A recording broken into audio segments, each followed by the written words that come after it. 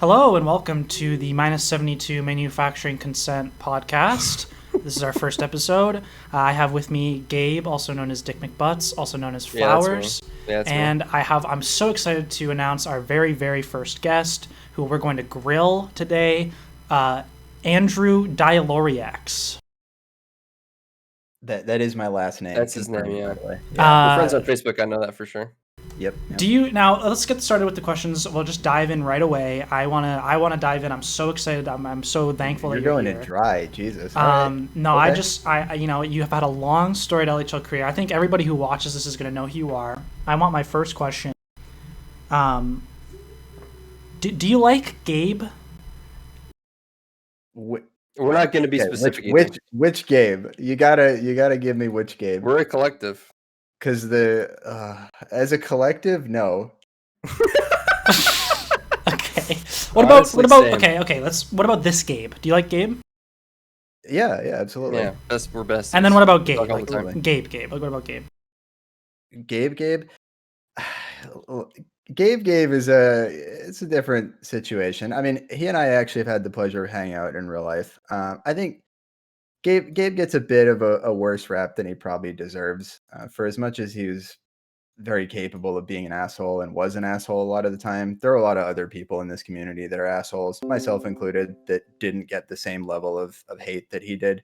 So I think he's a little it's a little overblown with him. I don't think he's quite as bad as what a lot of people made it out to be, because a lot of people used to antagonize the fuck out of him too, to try to like get him to respond. I think that's probably most people. Yep. Being online is very not conducive to being a nice person. No, or being it's not. agreeable.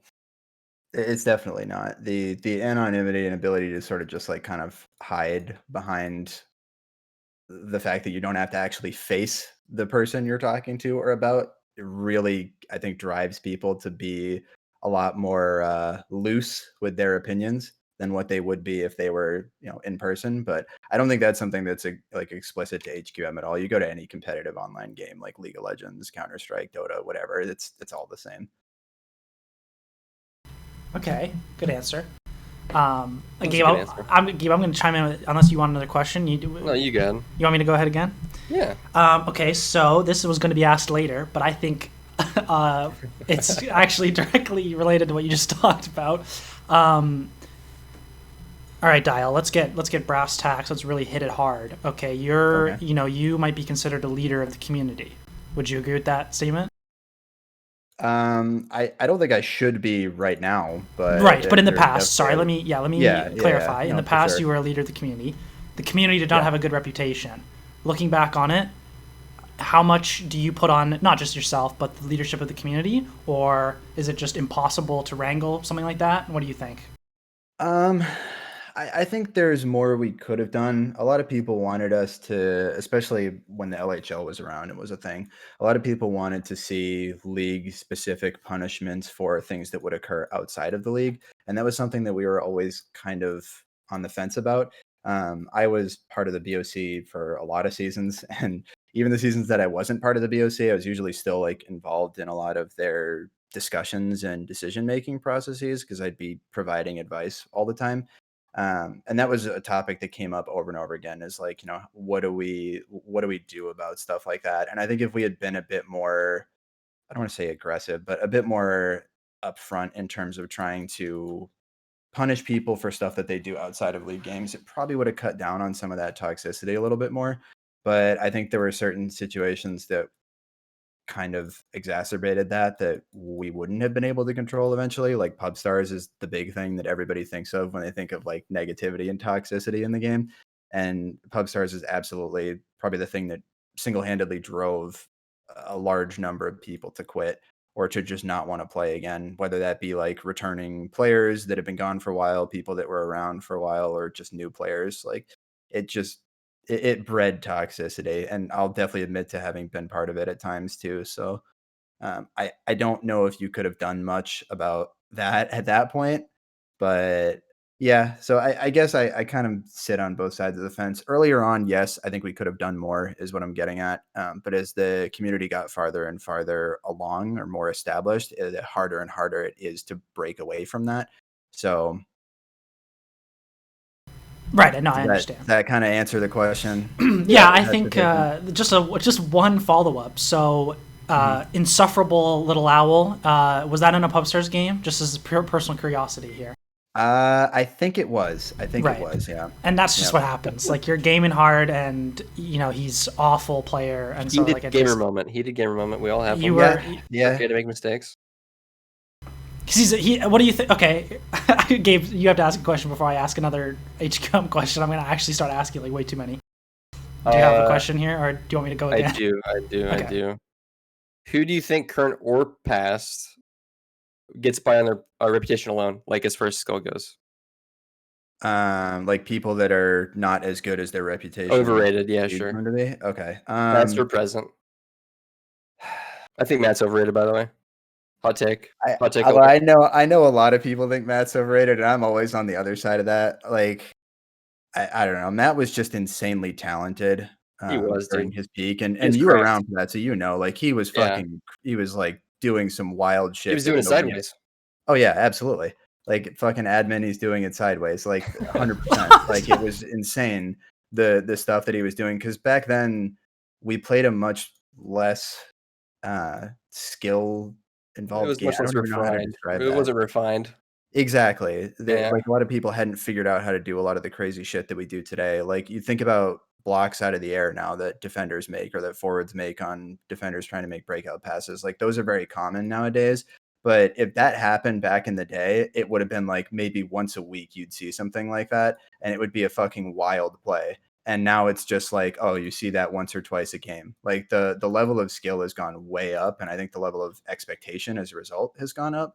And Matt was just one of the first players to like really push it to an insane level. Like you had guys like Otto and DMB that were around like at the very start of the game that sort of set the tone for what people could do consistently. And then Matt came in and just kind of like twisted that and sort of broke that into something more. And I think you see guys like Juice is a really good example of somebody who kind of emulates what Matt sort of used to be, and somebody that does a lot of like crazy shit and kind of like twist things around a bit, and is able to pull it off consistently. So he's always kind of reminded me of that. But anyway, to get back to the original question, right? Yeah. That's a really tough one. There are a number of players that I think, at least nowadays, are overrated. I've always thought that it's a cop-out answer, but I say it every time. I always thought my reputation is a bit more than what it should be. I don't think I've ever been like the most talented player or the best player. I just am consistent, and that's really all there is to it. Like DMB has had a million seasons where he's been way better than me. Same thing with Otto, same thing with Lucic, Matt. Gabe's been better than me before, like the Gabe we all know. Beats Hill guy, Juice. Like there are a bunch of people that all can hit those peaks. So I definitely think that's the case. In terms of other overrated people, I think I said it in one of the last face-offs we did a couple seasons ago, or maybe it was Tony that brought it up, but I think nowadays Zam is actually a pretty good one for that. And I guess I don't know how much he's rated now, but Zam was really good for a good period of time back in like seasons 8, 9, 10, 11. And I think he started to fall off after that, but maintained the same level of respect that he had previously from other people. And I think that kind of put him in a not so great situation, especially being a defenseman with how few good defensemen there were. The fact that he had any reputation of being good at all sort of drove him to the point of having to be the defensive carry on most teams that he was on, and not just carry defensively, but also have to facilitate all the offense and the breakouts and whatnot. And I don't think that really worked out super well in his favor later on in those seasons. And I'm not trying to shit talk him at all. Like, it's not his fault that he had a good reputation for playing well. But I think that's something that, or one of those players that I think the reputation carried them a bit further than what probably should have been the case towards the end of his career. So, which I guess he's still playing, right? Is he signed up for this? I think he is. Did he play last season? No. I can't remember much from last season. No, I don't think he did. He was the GM of the worst team, and then he didn't want to play. Which, I mean, coming from the GM of the worst team this season, that's kind of weak, Zam. Like, come on, buddy. If he does watch this. All right, so Zam's the most overrated. Like the most high profile. There are a couple others you could pick that are lower profile, I think. But yeah, like who are they? As interesting, I don't think so. Yeah, we'll just name them. So like my most overrated player when Tony and I went through and did a bunch of that was actually Cap. Again, not that I think Cap is bad, but Cap he's bad. Cap's pretty bad. He used to get picked all the time for like in like the second round or something. Because he was just a consistent player that you could trust to be there, that could play offense or defense, could play center or wing. He's pretty versatile, but he'd get drafted, I think, too high in comparison to the actual like contribution that he'd have to a team. Like Cap's the type of player that like he's not going to lose you a game, but he's not going to like very often go out and score 3 goals and win you a game either. And I think those type of players shouldn't really be getting picked in the second round if you can help it. So he's a player more in that category that I think sort of had that. And even personally, when Fat Squirrel, to bring out another name from forever ago, switched from goalie to defense, I massively overrated him and picked him 2 seasons in a row to play defense, despite the fact that he was honestly terrible at it. Because I trusted I saw how good he was as a goalie. He was he was insane. Yeah. I trusted his work ethic too, because he put in a lot of work to be that good. So I trusted him to put in the work to be good at defense. And he built up a reputation that he was a hard worker and that he was going to try and do his best to succeed. And it's not like he didn't do that, but obviously the results didn't pan out anywhere near the same as they did when he was playing goalie. So that's one that I'm victim of, I'm the culprit of doing the overrating there. So I feel that way with DMB in the last season. Maybe I overrated him a little bit. I beg people not to draft him every season, and they keep doing it. Okay. So I've got a question that connects to work ethic. Talk about work ethic for Fat Squirrel. Mm-hmm. Do you think you kind of have to be a loser to play this game? That's probably a good way to word it. Yeah. I think to play the game, no. To be at a like high level in the game, or to be able to play at a high level in the game, I do think you need to play a lot. When you look at all the players that have done very well, and typically what comes to mind is the forwards, right? All 3 of us in this call here. Everybody it is a lot of hours. Everybody that's shown an ability to be really good at an LHL level is somebody that has played the game an excessive amount. And I've never seen somebody step in and be able to perform at a level like that without having put in that time. So I think hours played and no lifing it to an extent is definitely a big reason why certain people get a lot better than others. And I think, I don't want to say there's like a minimum amount of hours you have to put in, but it almost feels like that, right? Right. So like connecting it to, but you've had relationships before, with like women, and that's something that I think is probably pretty rare in the community. No. Well, can you elaborate more, KP? No. with like women though. You didn't say women. With like women. Well, we can talk about your views on transgenderism after Dyal, but for right now. Do you think that some of the people who play this game are particularly, you might say, outcasts or incels, losers, basically? Did you ever get that sense compared to other games? Did that ever? Be honest. You're laying it bare. Did that ever cross your mind? These are a bunch of losers. Not any more than any other like online competitive game. To be honest, I mean, I agree. I played League of Legends. I played Counter-Strike. I played a little bit of Dota 2. I brought all those up earlier. Like I played World of Warcraft. Not that it's necessarily in the same vein, but still, I've been around a lot of really like sweaty neckbeard nerd people, and you find them in every game. Like there's no difference for HQM to anything else. And at least for the people that I've met from the HQM community, I don't look at any of them, even not you, Gabe, but the Gabes of the world. I don't look at Gabe as being like a loser, Well, I mean, I might, person, like I don't know. Maybe I'm being a little bit too fair here. Well, you don't consider yourself like you'd consider yourself like a pretty cool guy. I'm imagining. No, not at all. Absolutely not. Really? Yeah, absolutely not. I play video games all day. I play World of Warcraft. I play Dungeons and Dragons. I like Lord of the Rings is probably my favorite series of all Hey, time. me too. Like I like a lot of really nerdy shit. Right, So, but like just because you like nerdy things doesn't make you like a loser. Like a loser is somebody who like has no Yeah, you can like do cool stuff.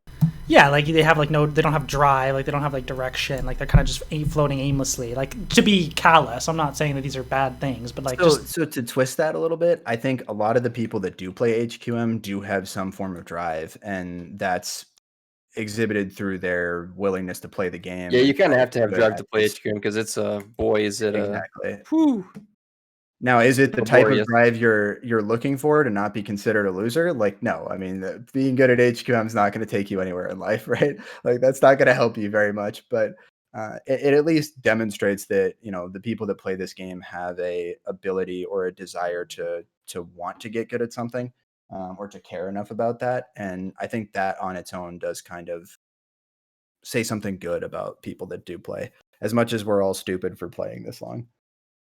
okay, that's an interesting answer. Wow, I like that. You want me to go next, Gabe, or you got something? Oh, you go ahead. I'm thinking.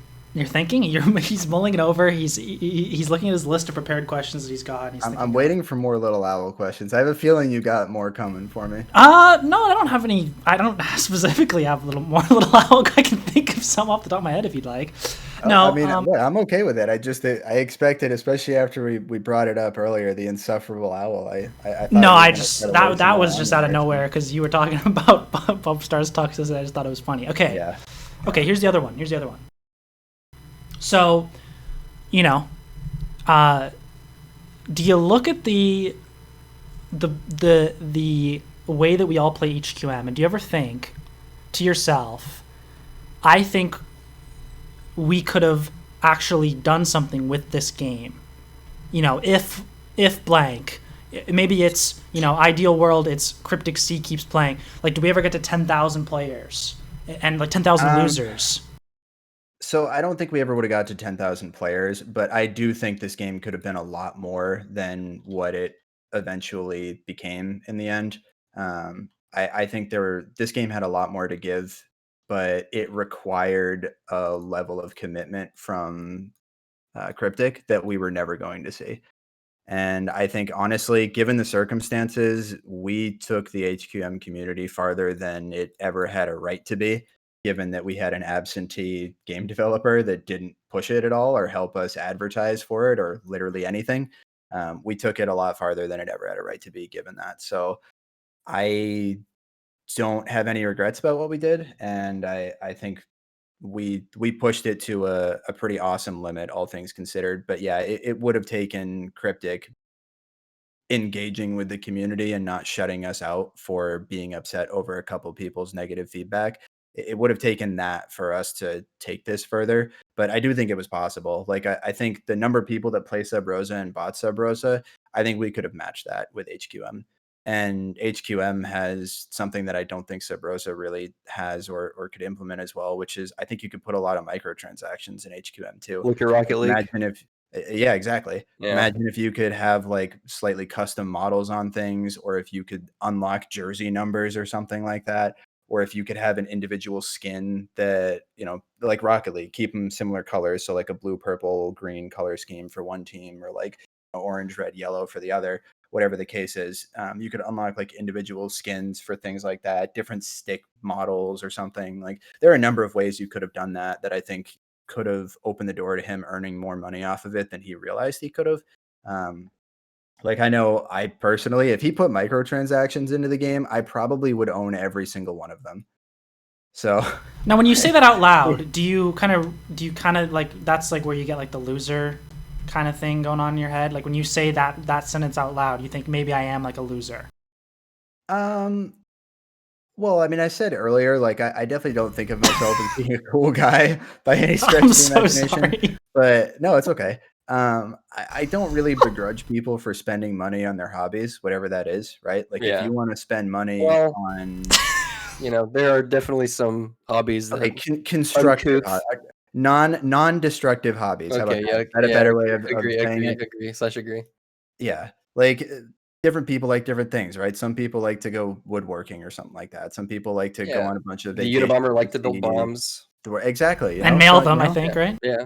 Yeah. So everybody's got something they're into, and I know there's always a negative stigma about like video games as a hobby or like spending money on video games. But what's the difference between somebody spending a bunch of money on video games versus somebody that reads books and spends a bunch of money on books? I mean, it's a hobby for both of them. What's the difference? If one of them spends $100 on books, the other spends $100 on video games, but they both get the same enjoyment from what they're doing, what does it matter? Like I don't really get. What if I challenge you here? Can I challenge? True. Yeah, of course. Here's my challenge. So we spent probably like 10,000 hours plus on something made by a dude. I don't even know where he's from, and he looks kind of weird. And his name is Cryptic. It's literally a demo. This isn't even a game. It's a demonstration of a physics engine that was created for a different purpose. Right. So that's pretty bad, right? Yeah. And then like in your example, like for you and me, J.R.R. Tolkien, genius, mastermind of the English language, one of the best writers ever. If you spent 10,000 hours consuming his content, do you think you'd wouldn't your quality of life go up because you'd be consuming something that adds to your intellect as opposed to just gaming away at a demo? That's my challenge. Not even that I believe that, just. I think it depends what you get out of it, right? Like it's going to be a situational thing. I mean, some people from HQM may have genuinely gotten something positive in their life as a result of being here. Like being in the HQM community helped me improve my leadership skills a lot. And that's not to say that I was necessarily a good leader all the time for the HQM community, because I definitely wasn't. I made a lot of mistakes. There are a lot of things that, I would probably want to go back and change and do differently and learn from, but it gave me an opportunity that I had never had before to be in a position of leadership and learn how to try to get a collective mess of people together to form something more structured and more significant. And that was pretty cool. And I don't ever look back on any of those hours I spent learning that negatively, because that's something that I'll carry with me for the rest of my life. Like the abilities you learn from that, but also the experiences of it too, and even as stupid as it is, something like, winning an LHL Cup or an HQMO Cup, right? Like, obviously it doesn't really mean anything, but at the same time, you just spent the better part of typically 3 months, 2.5, 3 months working towards one common goal with a group of people that you've been grinding away at. And it's really satisfying. It's really rewarding when you put legitimate effort into something and then actually get to see the end result work out the way you want it to. So there's a lot of positive experiences. And again, I think it's person to person. Not everybody's going to look at it the same way, but if you spend 10,000 hours reading like J.R.R. Tolkien stuff and the Silmarillion and everything, and the most you take away from it is the fact that you can write in Elvish, then was it really worth it? I don't know, but that's it's kind of up to each individual person. So, all right, I'm gonna do one more addendum question here on this line of thought. Okay. You said you're gonna take it with you your entire life. When you when you're about to die, but I don't want to get too morbid, but when you're about to face the pearly gates of heaven, do you think you'll think about HQM at all? Do you think if your life flashes before your eyes? Absolutely. Kapanen will be there. Even in the. Will Tony be there? Will he be next to you? No, Tony absolutely not. Tony is going straight to hell. If the rest of us go to heaven, Tony will be at the gates of hell. What about on your bedside? What about on your bedside when you're dying? Do you think Tony will be there? Well, Tony's probably going to die before me. Like if he doesn't die from like. If he doesn't die from like self-destructive behaviors, he's gonna die of a panic attack one day. That dude is stressed out to the max 100% of the time. If there's anybody that should take up smoking and like just get high every day, it should be Tony, because I honestly think it would massively improve his quality of life on a day-to-day basis. Right, but when you die, so when you die though, when you go back through your life and you're thinking back, you're gonna think about your friends, but I'm not just talking about the friends you made on HQM. I'm talking about like HQM. Like you're gonna be thinking like, oh, that LHL Cup, or oh, that season. Do you think that's gonna cross your mind on the specific seasons? Probably not, but HQM as a whole will always mean a tremendous amount to me. Like I have a HQM poster. I have a 3D model of a cup sitting next to me here on my desk. I have a actual puck that K-Bomb made for me that was engraved with, I think the season 5 championship on it, and has like cup winning goal on it or whatever, because I scored the winning goal, whatever bullshit. Same guy, K-Bomb, also got me a Blackhawks jersey with my Dyaloreax on the back, which like I will admit I have worn out in public once. I wore it when I met K-Bomb for the first time or second time at a PAX East. I wanted to wear it to demonstrate my appreciation for him. But like that's something that means a lot to me. I have several LHL shirts and whatnot too from when Vector was making them. Like it will always be a part of my life. There is basically not a day that went by, even in that 2-year span between season 19 and 20, that I didn't think about it. I've never, like, since I started playing HQM, the game itself has been pinned on my taskbar the entire time. And that has been the case on every computer I've owned through all of that. I don't pin any other games on there ever. HQM is the only game that's ever been pinned there alongside Steam, and that's it. So it means a tremendous amount to me. So and that's, again, not a specific season, not a specific player, a specific group of people, but everything about it as a whole, everything that the community was and is and will hopefully continue to be, everything about the LHL, HQML, RSL, all of it. It will always mean a ton to me. Can I do one more, Gabe? Because I was actually going to come off of that because you said, okay, you go. like, hoping that we continue to be. Do you think we're over the hill? Yes, yeah. Yeah. Okay. I think the best times of the community were probably back like mid LHL, when the LHL and RSL had the most number of people. I think things were at their peak there, where we had new people coming in consistently. We could actually have things like the NA development team. We could actually have things like the JSL with new players instead of just veterans that were sitting there not wanting to get better or trying. I thought that was awesome because we had 18 teams competitively, and I think we had the HQML going on, and I think the European leagues were still going at that point in time. That was really the peak of it in my mind, and we've carried it on a really long time since then. But I think you can tell just by nature of the lack of people that want to play the game, at least competitively still, that the competitive part of the community is pretty much dead at this point. And I don't really see a good way back, unfortunately. I know you guys tried a recruitment thing while I was gone, and it doesn't look like that panned out very well. But I don't find that surprising because it's tough to recruit to this game. It's tough to get people to be willing to give it a shot. So, and we can get more into that topic later if you want to. I don't want to go too far off of it there, but yeah, I think we're pretty much at the end here, unfortunately. And I think the only thing that saves us is honestly a new game with a new developer that can help actually push forward the community further. So you see no path forward for 55F or 55 I would love for there to be a path forward, because I don't think any new game that we get is going to capture the same enjoyment that we get out of Hockey ? But again, barring Cryptic coming out of the woodwork and agreeing to support the 55 version of the game and not the newer one, I just don't see it happening. And I hate to be a pessimist about it, because I was always somebody that wanted to push forward regardless of how shitty the odds were against us. But I think there's a certain point in time where we just have to sort of accept that we've probably reached the end. And I was there at that point at the end of season 19, which is why I stepped down and didn't want to come back and do season 20. It's why we had a 1.5 year, 2 year long break, because I thought it was evident that we had reached a point where it was going downhill. It was going to continue going downhill. And I said, I'd rather see it die while it's still somewhat at a peak in our minds than continue to watch it just burn out slowly over time. Obviously, we came back 2 years later, had one more season. Well, 2 seasons now, looking at potentially a third if things come together. So cool to see that there was enough to bring it back there. But yeah, if it was up to me, I probably actually would have just left it at season 19. Yeah. Take it out back and shot in the head. We're on a ventilator, boys. Old Yeller style. It's not looking good. It's not looking good. Liam, what was your question?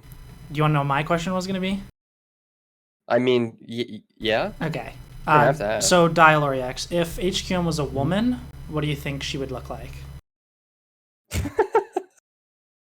Okay, you got to clarify here. Are we counting the whole community as part of this? No, it's not an amalgamation of like a bunch of sweaty, greasy dudes. I'm talking the game of HQM, your experience of it.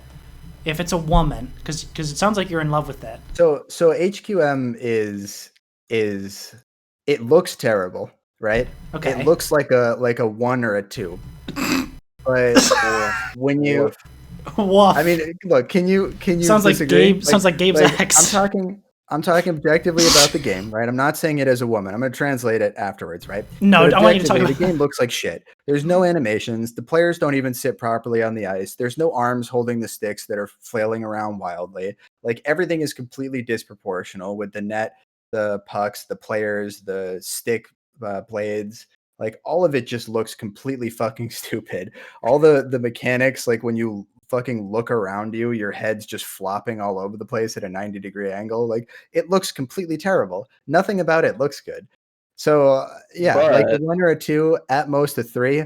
But the personality is fantastic. The throat goat. The meat of it. You know what I'm saying? The meat. I'm with you.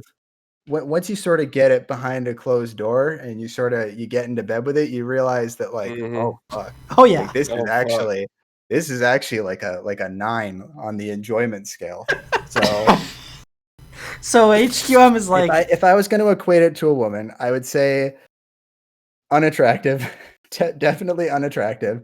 Definitely the type of woman who, you're not going to look at her and be like, oh man, hell yeah. Homely. But you know what it is? It's the type of woman that you're at the bar, it's 2 a.m., you haven't found anybody else, so you settle for this girl, you take her home, and then you realize, holy fuck, this was one of the best decisions you've ever made in your life. Wow. That sounds like a wild night. That's pretty true. And then that lasts for like 3 years. My first night was a wild night, okay? It was. Yeah. And then it's like a 3-year relationship, on and off again. Yep. Okay, Gabe, do you have anything? We've got lots to go, but I just mean like, Gabe, you can go ahead. You want me to go again? Yeah. Should I pivot? You can pivot. Yeah, sure. All right, I'm gonna pivot slightly. There are no rules. Right, there's no rules here. This is a lawless wasteland. Yeah. Okay, so, all right, let's get into Dyaloreax a little bit. Let's get into the man behind the mask. I think people want to know who you are. What do you think? Let's do a continuation. When you die and go to heaven, what do you want God to say to you? Okay. Let's say that God is real. You go to the pearly gates. You've lived a long life. What do you want God to say to you? I have no idea how to answer that. I've never thought about anything like that before, so I'm going to be honest. You've thrown me for a loop here. I would guess in this hypothetical situation, because I personally I'm atheist, so I don't believe in any of the heaven or hell or God or whatever. But I suppose I would hope that he would say that I wasn't a piece of shit. And I deserve to at least be in heaven at that point, Right. Okay. I feel like a lot of people share that sentiment. Yeah.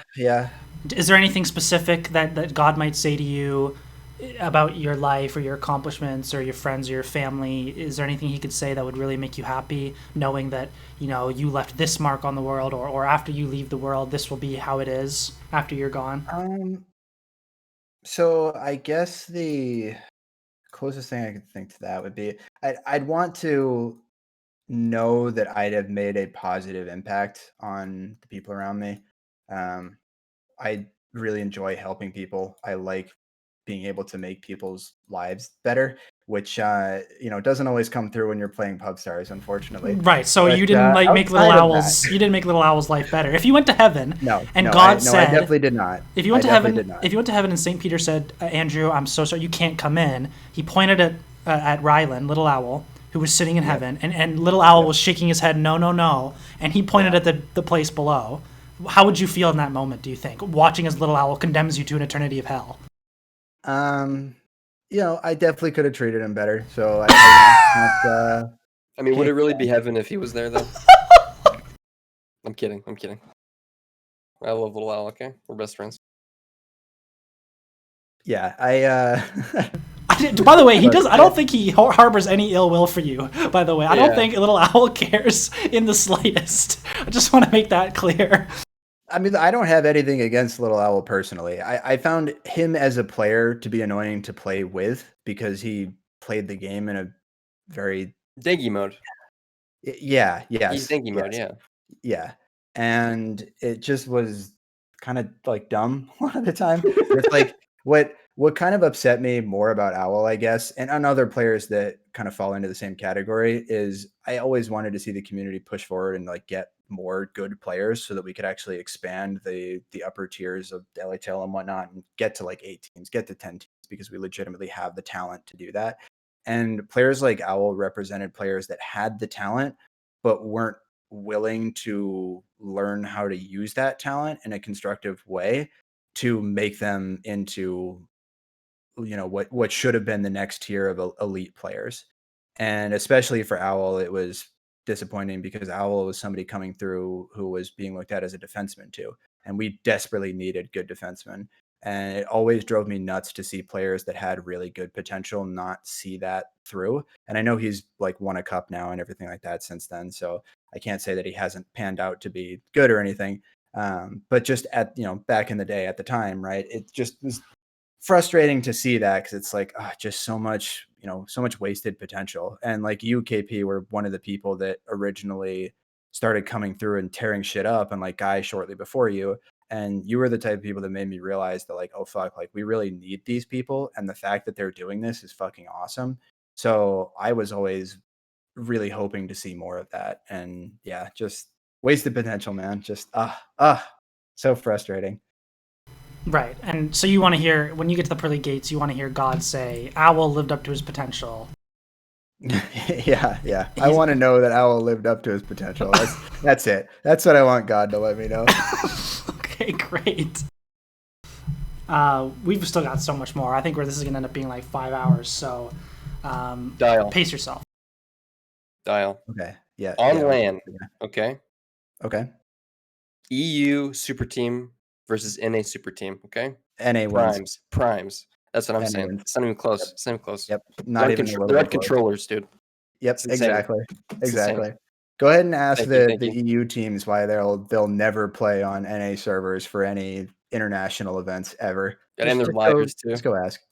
It's a fucking joke, dude. It is a joke. NA has been better than EU since like I'll give them 2013, when we were all still getting together. We were all pretty slow still, a little bit stupid back in the day, but we absolutely outpaced them in like 2014, maybe 2015 at the latest. And by that point, we were absolutely better than them. Unfortunately, we'll never be able to actually demonstrate that because of how ping dependent HQM is. But yeah, I firmly believe that the NA players and NA ability to play together, like team play, I guess is the word I'm looking for there, right?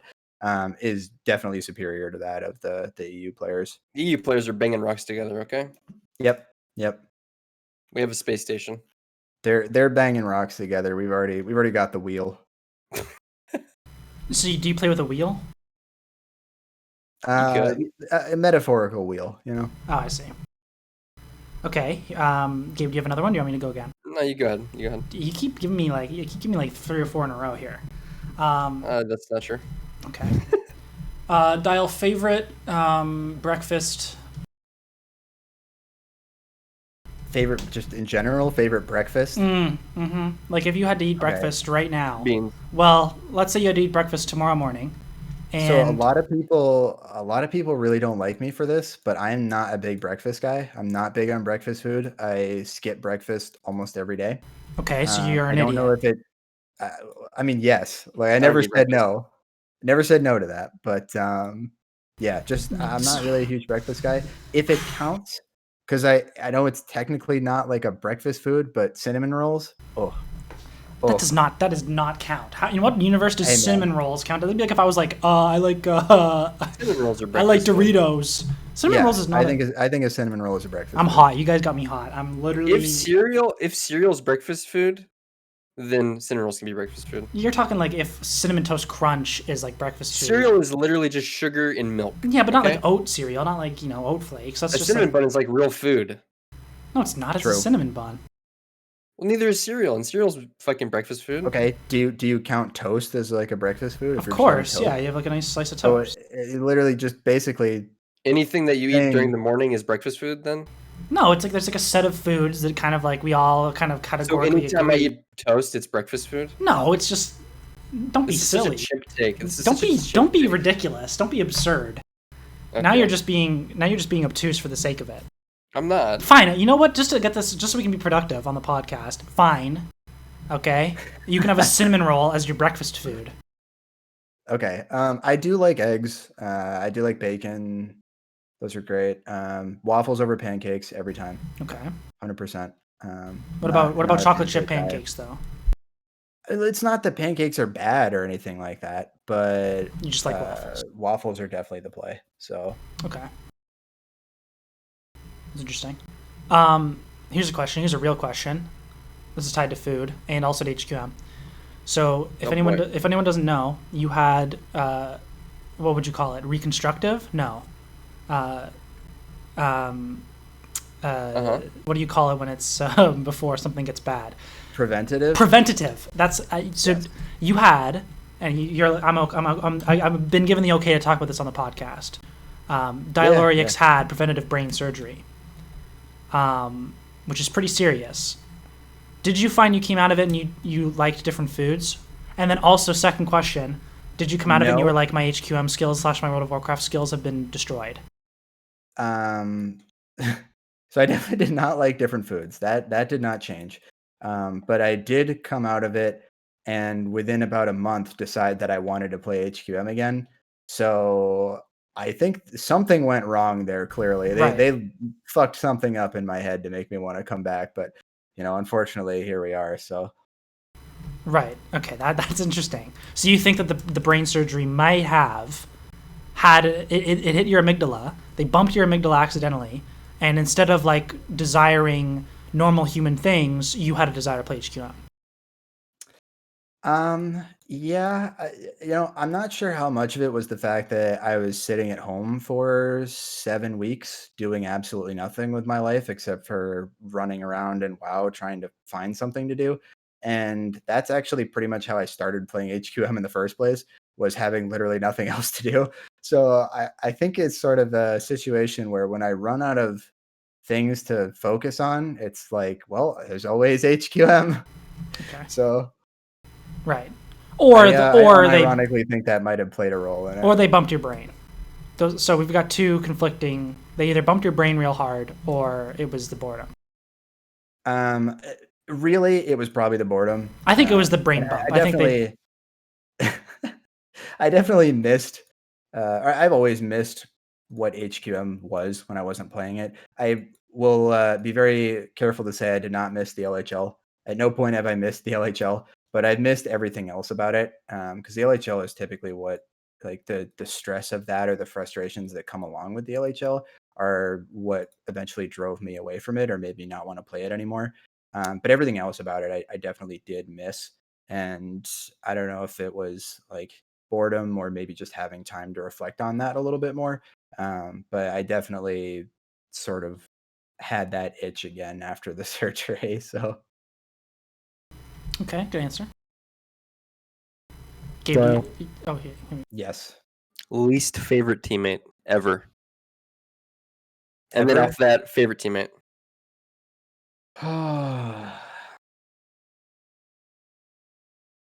You can't say Thelittleowl. Well, he can. I didn't really play long enough with Thelittleowl though, so I feel like it's not really fair to say that. I feel like I got to pick somebody that I at least played like. If you get someone on your team, well, who makes you groan? Who makes you go, oh god, oh boy, I got to deal with this again. Oh jeez, woof. So this one's kind of funny because I do actually like him a lot as a person, but I find it's really, really, really difficult for me to play alongside Kiwi actually on offense. He and I just have very conflicting styles of play, mostly in that we try to be in the same place at the same time. So like playing with him is not like oh fuck, I have to play with him, like I hate this guy, but it definitely doesn't work very well. Yeah. It's never been particularly strong. And there are other players that fit into that sort of category as well. Like another one who I didn't really get to play with, but I think would have been the same way is Drag, actually, because Drag is again very similar play style. I tend to play very aggressive. I tend to cheat up a lot. I tend to be usually the person like up front foretracking the most and tend to be the deepest guy a lot. Like it's a lot of what he tries to do as well. And I think we saw something similar come up too when I got to play with Lucic for like 7 or 8 games, and we saw how bad that was, where the two of us were just actively making each other worse until we traded it away. So I don't think I've never played with somebody that I was like, holy fuck, I need this guy off my team. There are people like Gabe, not you, Gabe, but Gabe, that have pissed me off to the point where I was like, God, I wish I didn't have to deal with him right now. But I drafted him a number of times, so I can't even say that I didn't want to play with him. So, yeah, I mean that's a little bit of a cop out, but is that fair enough? That was adequate. Yeah, okay. That was good. All right. Favorite people to play with.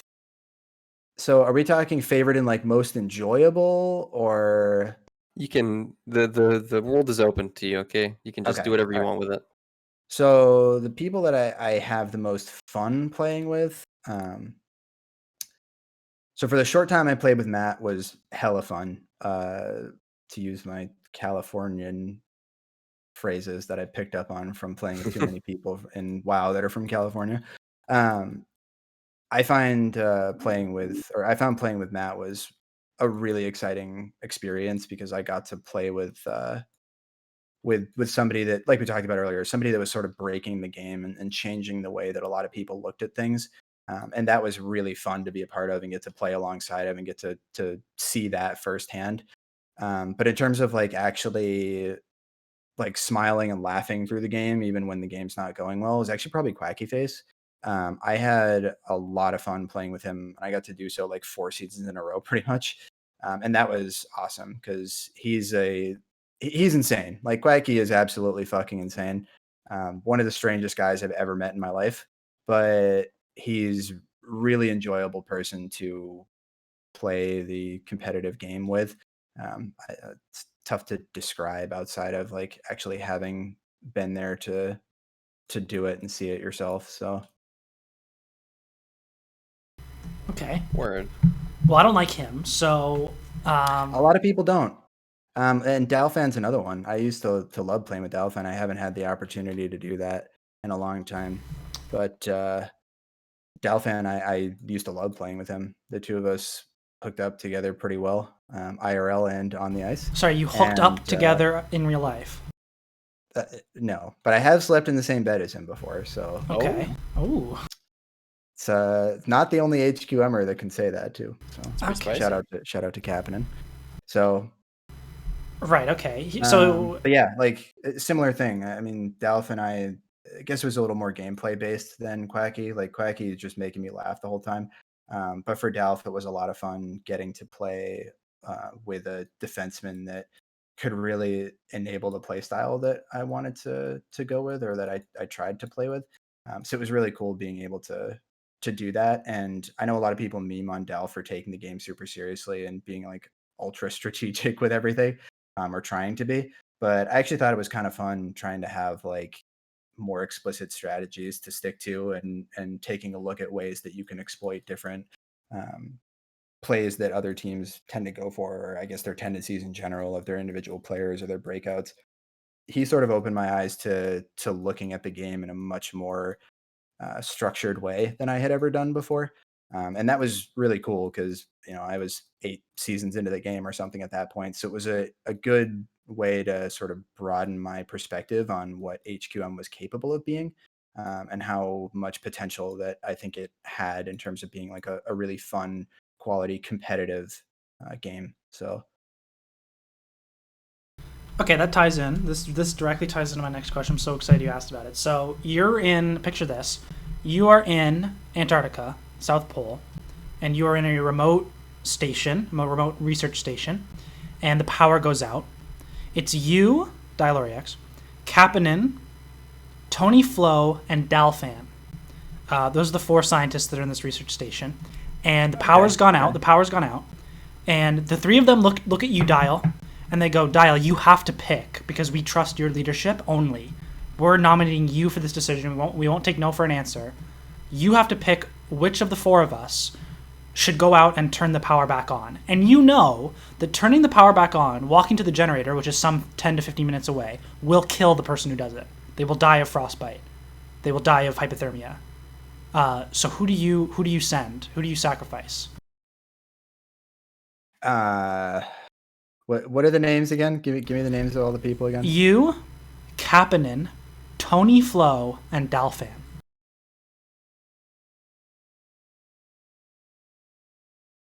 Well, I think Tony has the shortest life span of all of those people. So, like, Tony definitely is going to miss the least.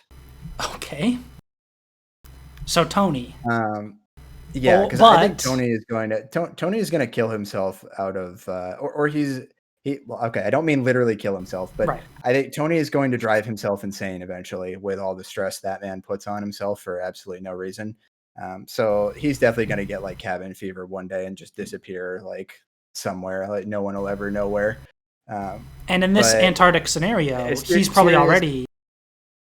Yeah, absolutely, of course. He's off the deep end. So unfortunately, I guess in this situation, we've unfortunately found Tony's hideout, and now we're all stuck there with him. Right. So actual answer to the question, I would never put any of them out there for that. I would do it myself. Okay. It sounds like the actual answer was Tony Flo, and then you wanted to like save face and answer yourself. No, I'm not trying to save face. That is genuinely. It kind of goes back to what I said before. It always fucking sounds pretentious to talk about yourself like this, so it always sounds like disingenuous. But that is genuinely the type of person that I try to strive to be. Like I do it at work all the time too. Like I'm always the person at work who does all the shit that nobody wants to do. That's what. Like it's just I don't know. That's what I do. So it's. I think within my character to say that is the approach I would take in that situation. Okay, let me change the question slightly and see if this has any different answer for you, just real quick. So the people are now different. Little Owl, me. Okay, all right. Little Owl, me, and Gabe, like DMB, and you. I would still do myself. Yeah, there's nobody in the HQM community. I wouldn't sacrifice anybody. Over myself or something like that, unless they were like a real like piece of shit. And I don't mean a piece of shit in that they piss me off in Pub Stars games or something. I mean like legitimately a terrible person. And I don't think we actually. And you don't think DMB fits the description? No. Okay. No, absolutely not. DMB is not a terrible person. Come on. Thank you. Okay. It means a lot. That's. I mean that's controversial. I think, but thank you so much. I'm very popular, but anyway. People take this stuff at HQM. I don't want to say too seriously. It's very online. Very online. Exactly. HQM is full of fake beefs. Exactly. Yeah. And I think if you like a lot of people didn't like Dalfan, right? But Dalfan came to like a hockey meetup we had, and nobody had any issues with him in person. And a similar thing with when we met Gabe at PAX East for the couple of us that were there from the hockey community. There were no issues there at all. And I think that's pretty much always the case. And it's because the people that play this game, it's not like they're terrible people. They're not shitty people. They could be assholes, but that doesn't make them terrible people. So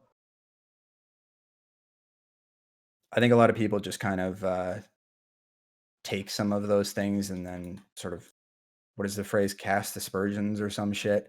I don't know if that's entirely what I'm looking for. I don't know what that means. I don't know what that means. Okay. that was insane.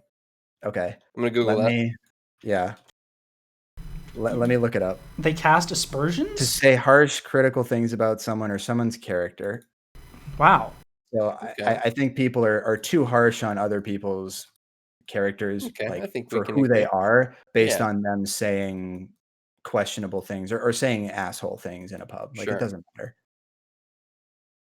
So you're saying I'm a good person despite my pub stars antics? Okay. Well, that's good to know. The only person I've ever been concerned might actually be not a good person is Alter, if I'm being honest. Because he's said some questionable things that have made me legitimately concerned that he might go try to like shoot up a school. So he's the type of person that I've been a little bit worried about. But it sounds like he's calmed down a bit since back in the day. So I feel like everybody has generally. Yeah, but we're all like 10 years older, so also very true. Yep. Okay, Gabe, you had a question, right? Yeah. Do you think that we have given Alex Austin a fair shake? I mean, I think we did, and I mean, you're talking to the person that tried to reach out to him and has done everything I possibly could to try and get him to see that the HQM community is more than the few people that have tweeted him like some a-hole comments. And I've never even gotten him to acknowledge me, short of saying I read it once, like 3 months after writing him like a 3-page essay about why the community is worth investing in. So yeah, I also hate Cryptic, by the way. I want to point that out. He's a scammer. Just for posterity, yeah. Yeah, he's a not condoned. Scammer, but anyway, not minus 72 manufacturing consent podcast no, approved. Yeah. He gets the stamp of disapproval. And I think he.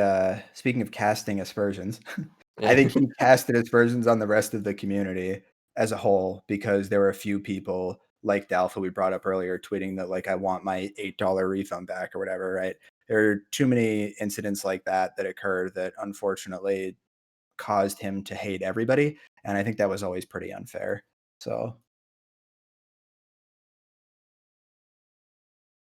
William, do you have a question? Yeah, I mean, I've got so many. Let's go back to Dyal. Mm-hmm. All right, here's a two-parter, okay? And you tell me, you can answer, you can't answer, you do whatever you want. 2016 U.S. election. Okay. Donald Trump, Hillary Clinton. Two questions. One, did if you don't have to tell the users, the voters at home, but maybe give us an inkling who you might have voted for. With this next question, who do you think would be more likely to play HQM, Donald J. Trump or Hillary Clinton? And if they played, do you think they would be good? The answer for both of them is absolutely no. They both, I'm sure, would have been fucking terrible, as most people are when they play the game. So I think that's almost a little unfair. But I would kind of lead to old Donnie Boy being more likely to play HQM. Right. Definitely. And you voted for him? No, I did not. So the 2016 election, I will say, how old were you? I was so this will be controversial. I have a number of friends that have been upset with me for this. I did not vote for Trump, but I also did not vote for Hillary. I wrote in the 2016. Oh, you voted for Gary Johnson. You voted for Gary Johnson. You wrote in Cryptic C?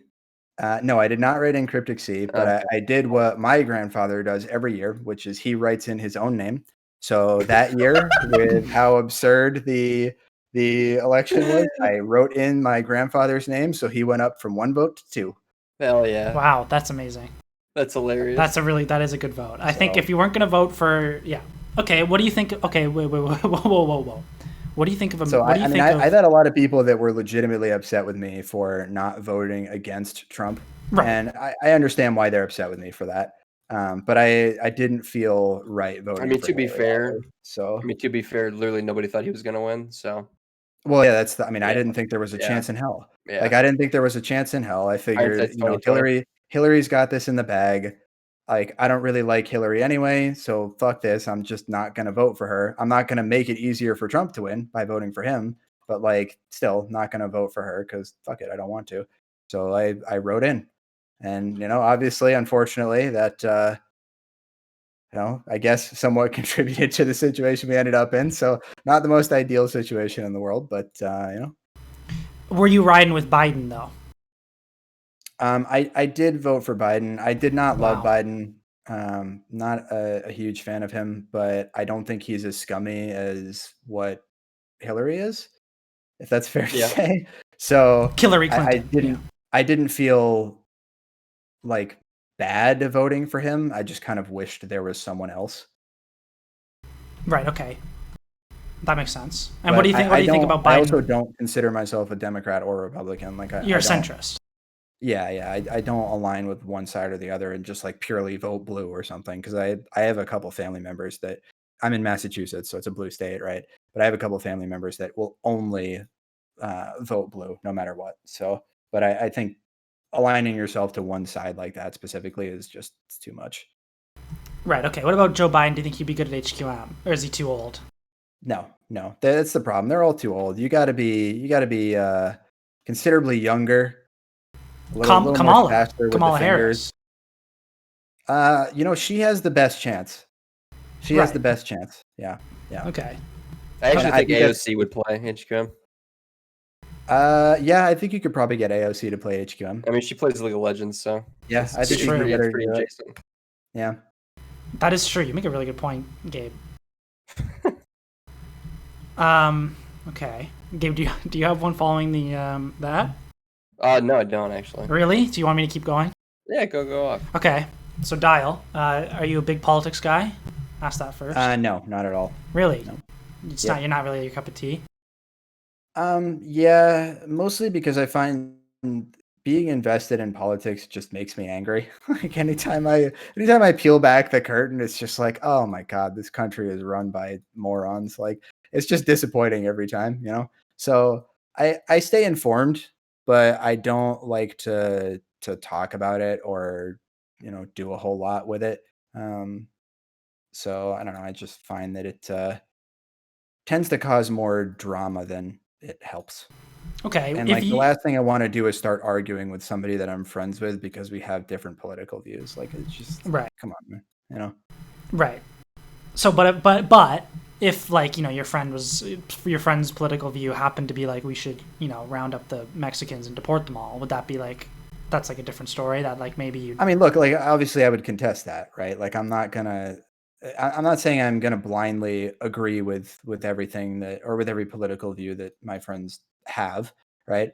And there's certainly things when they're that outlandish that, you know, and that egregious that obviously like you're gonna make a point against it, right? Like that's something that I would definitely want to debate or at least express my displeasure and disagreement in that. Well, Gabe's Mexican.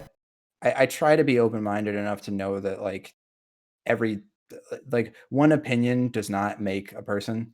Like there are a lot of different things that contribute to that person's personality that come from their life experiences, that come from the environment that they grew up in, the people they were surrounded by. And a lot of times that's not something that they have a lot of control over. So like there are a lot of people in this country and in the world in general that kind of are just brought into a certain line of thinking and that's all they know. So they're just sort of conditioned to agree with that when that's, you know, not. It is hard to break the mold. Not right, it's but hard yeah, to break the mold. Exactly. Yeah. It's hard to break somebody's conditioning, especially if it's somebody who grew up in an environment where like maybe their parents were super racist. Like it's really tough to break a kid who's only experienced, you know, people around him that hate Black people. It's really tough to break him out of that mentality because he's conditioned to that. So like to an extent, is it his fault? Like, yeah.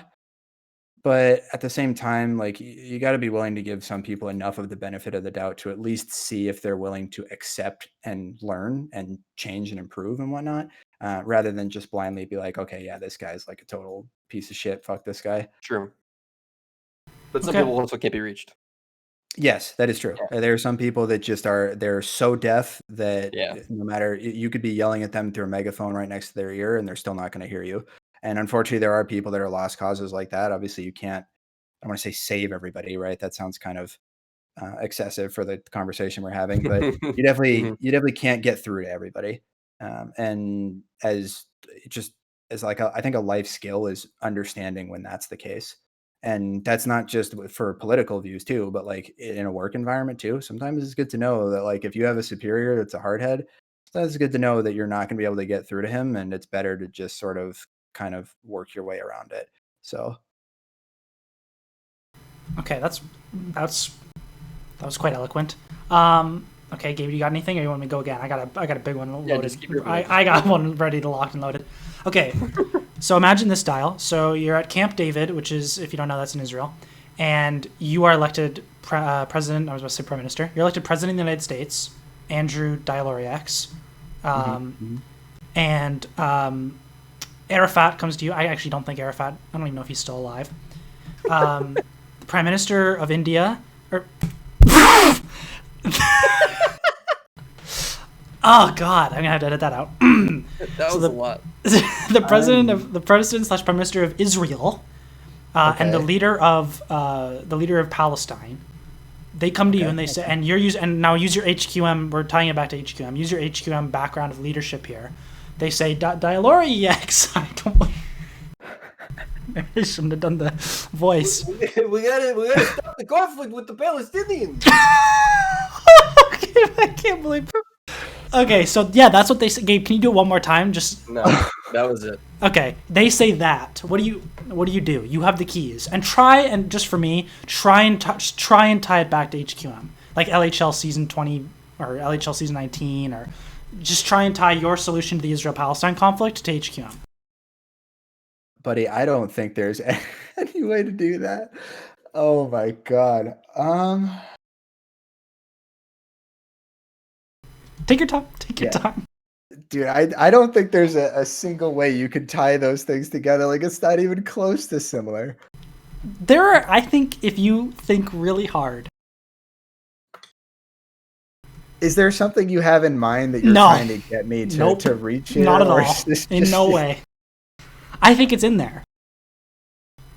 I'll give you the closest thing that I could here think it is. of He's in got terms it. of like a sort of like an existential conflict like that is in comparison to HQM would honestly be like the community versus Cryptic. I think that's the closest thing you could possibly attribute it to. So which one's Israel and which one's...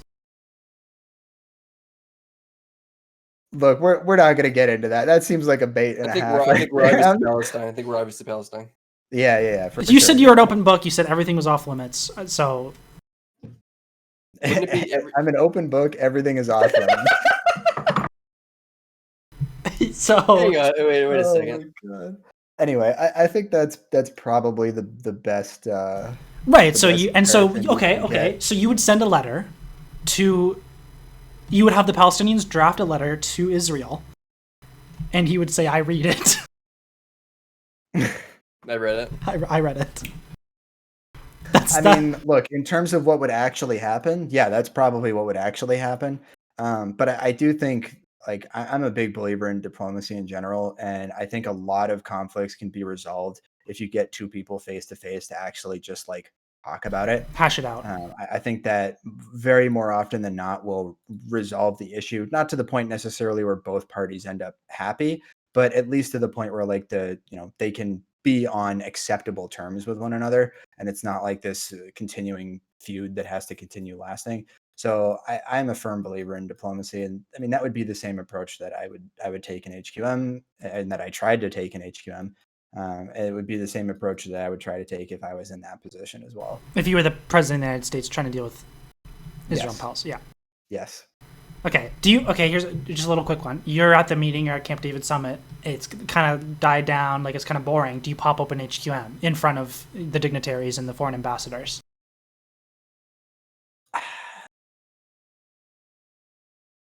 Look, let's say hypothetically this is like a several week long thing, right? Where there are several discussions that are occurring over an extended period of time, and it's not just like all at once on one day, take it or leave it. In that situation, yeah, sure. Yeah. Eventually I'll probably pop open the HQM and just say, look, we're going to settle this with a good old fashioned Russian 1v1. Okay. That was so much better of an answer than even I could have imagined you would give. So, do they actually want to do it like that? What, Israel Palestine? Why? I've heard, that's been around since I've been around, and I have never seen them do that. Neither have I. Neither have I. So I legitimately, I have no idea where it came from. The first person I remember, or the first people I remember doing it was Taze and Toulouse, I think, were the first guys that I remember seeing it happen with, and they called it a Russian 1v1. No idea why. That's just what they called it. So. Okay. But I think you might be right, Gabe. I'm pretty sure they just kind of made that up. Yeah, that's fine. Because the Russians were not known for long shotting it. Like, that was not their style. Long shots were definitely more of an NA thing than an EU thing. So it should be called the NA 1v1. Well, yeah, especially because I'm pretty sure we came up with it. So yeah. Okay, I'm going to start trying to change that. Listeners, hashtag American 1v1. American 1v1. If you've never done one, they are actually kind of fun. No, I love American 1v1s. Hashtag American 1v1, hashtag Israel Palestine, hashtag thank you Dyaloreax. Let's get those trending. The conflict's over. Thank you. It's over. We've solved it. I've got way more questions. Like I've got so many. I don't know. I'm basically out of questions. Are you out? Can I go again? Yeah. Yeah, of course. I'm vibing. Dyal. Yeah. And be honest. You can say this is a safe space. Would you date a partner of another race? Yeah. Really? Hell yeah. Yeah. I mean, race does not matter to me. Oh man. Yeah, it doesn't matter to me at all. Okay. Although I will say I definitely have a thing for Asian girls. Oh my god. Oh boy. I definitely have a thing for Asian. I've never dated an Asian girl. What? But I'll come out and I'll be honest with it. I absolutely have a thing for Asian girls. Yo, I mean, my profile picture on Discord currently is a member of a K-pop group, so I don't think I can disagree with you. Look, like pretty fucking hot. So, have you ever gotten any? Do you think there have ever been Asian women who wanted to play HQM? Yeah. Whoever wanted to play HQM or have played HQM. Do you know an Asian woman who's played HQM? No, I don't. But I do. We gotta find one. HQM. We had one. Who was that? It was Crispies. Yeah. Oh, I didn't know she was Asian. Yeah, okay. she was Asian. So then yes, the answer is yes. Wait, we had a woman in the community? We've had like 3. Okay. Where did they go? Crispies was the Binders first. full of women. Crispies was the first one, and then Freeminator after that. Yeah. That's actually. Where did they go? That's actually shocking. That is shocking. Yeah, where did they go? Away from us, obviously. Yeah. Like any sane person would. Dyal, do you think that you are part of the problem as to why we didn't get any women? Yeah, 100% my fault. Yep. No, come on, be charitable with me, Dyal. I'm being perfectly charitable with you. No, I think I think if there was anything that drove women away, it would have been the same sort of cringy behavior that you normally see online. Like, I won't call out any names, but there's a certain long-standing LHL forward whose name starts with an L and ends with a C that used to be really cringy to the like 2 different women that played at the time, that he was pretty active, and both of them quit. So like, I'm going to bet that if there was anything that drove them away that wasn't the game being kind of shit, it was people like that sort of behave in a very incel-ish fashion. Okay. You don't think Tony Flo might have had anything to do with it? No, Tony does not talk to women. He was brought up. He respects women. He was brought up right by his mother. Yeah. Okay. Here's another one. Mm-hmm. Okay. I don't even know if I want to ask this one, man. What do you mean? Throw it out there, Just dude. send Throw it out there. Okay. We're already starting to get into my fucking preferences at this point. So. Right. Well, but it's all related to HQM. So, if there was having a thing for Asian women related to it has HQM? to be. Like, it has to be. Everything's related to everything. Everything comes back to it. Yeah, Okay, what about transgender rights? Do you support transgender equality? Yeah, I mean, I people are free to do whatever they want with their own bodies and whatnot. Generally, as long as you're not being destructive to anybody else, I don't care what you do. It kind of gets back to the same hobby thing earlier, I guess, sort of along those same lines of thinking, that same philosophy. Like, do what makes you happy, do what you enjoy, as long as you're not hurting other people while doing it. 100% support you. So, okay, that's good to know. So we unequivocally #Dyal supports trans rights. We have that down. Yeah, you can quote me on that. So do you consider yourself like a hardcore leftist because you are that way? No, not at all. So you don't think it's like you're not being taken over by like Marxists and like No. stuff like that? Oh, okay. No, like, that's I good don't believe that. Okay, that's good to know. Because that's kind of what I think. Like, I think it's kind of like a Marxist thing. Gabe knows. I know what. Yeah. Anyway. I don't look at my personal philosophies or beliefs and like ascribe them as being leftist or rightist. I just have them, and they are what they are. So. Okay. Here's another one. Star Wars character that you think would be the most likely to be transgender. If you went back and rewrote the movies. Chewbacca. I think that might be offensive. That's a really good one. No, I think that might be offensive. Are we allowed to say that?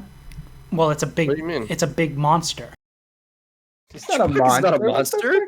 The fuck's wrong with you? It's like a. Look, did you ever see any female Wookiees in the Star Wars movies? There are female Wookiees in the Star Wars movies. Did you ever see any? Are there? I'm wondering. You're gaslighting me, Dyal.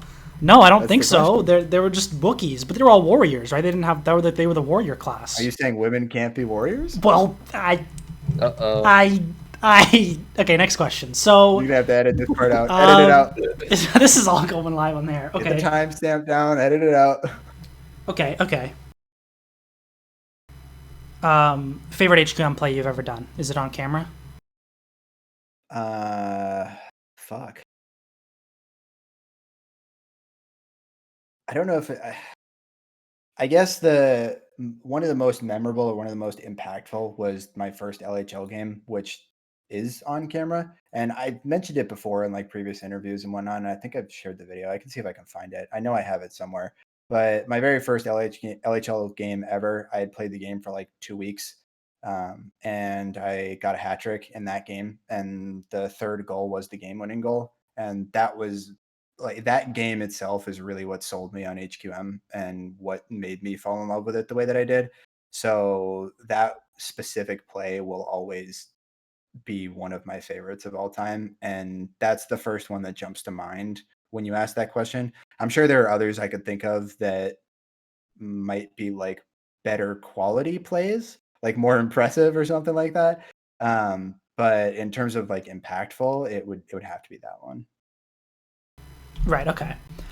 Just for my favorite moment in my HQM career, probably individually, actually came when I casted literally like weeks ago when Einik dropped into the middle of a game when someone else lagged out in the RSL playoffs in overtime and scored from his own blue line goal, and I got to cast it.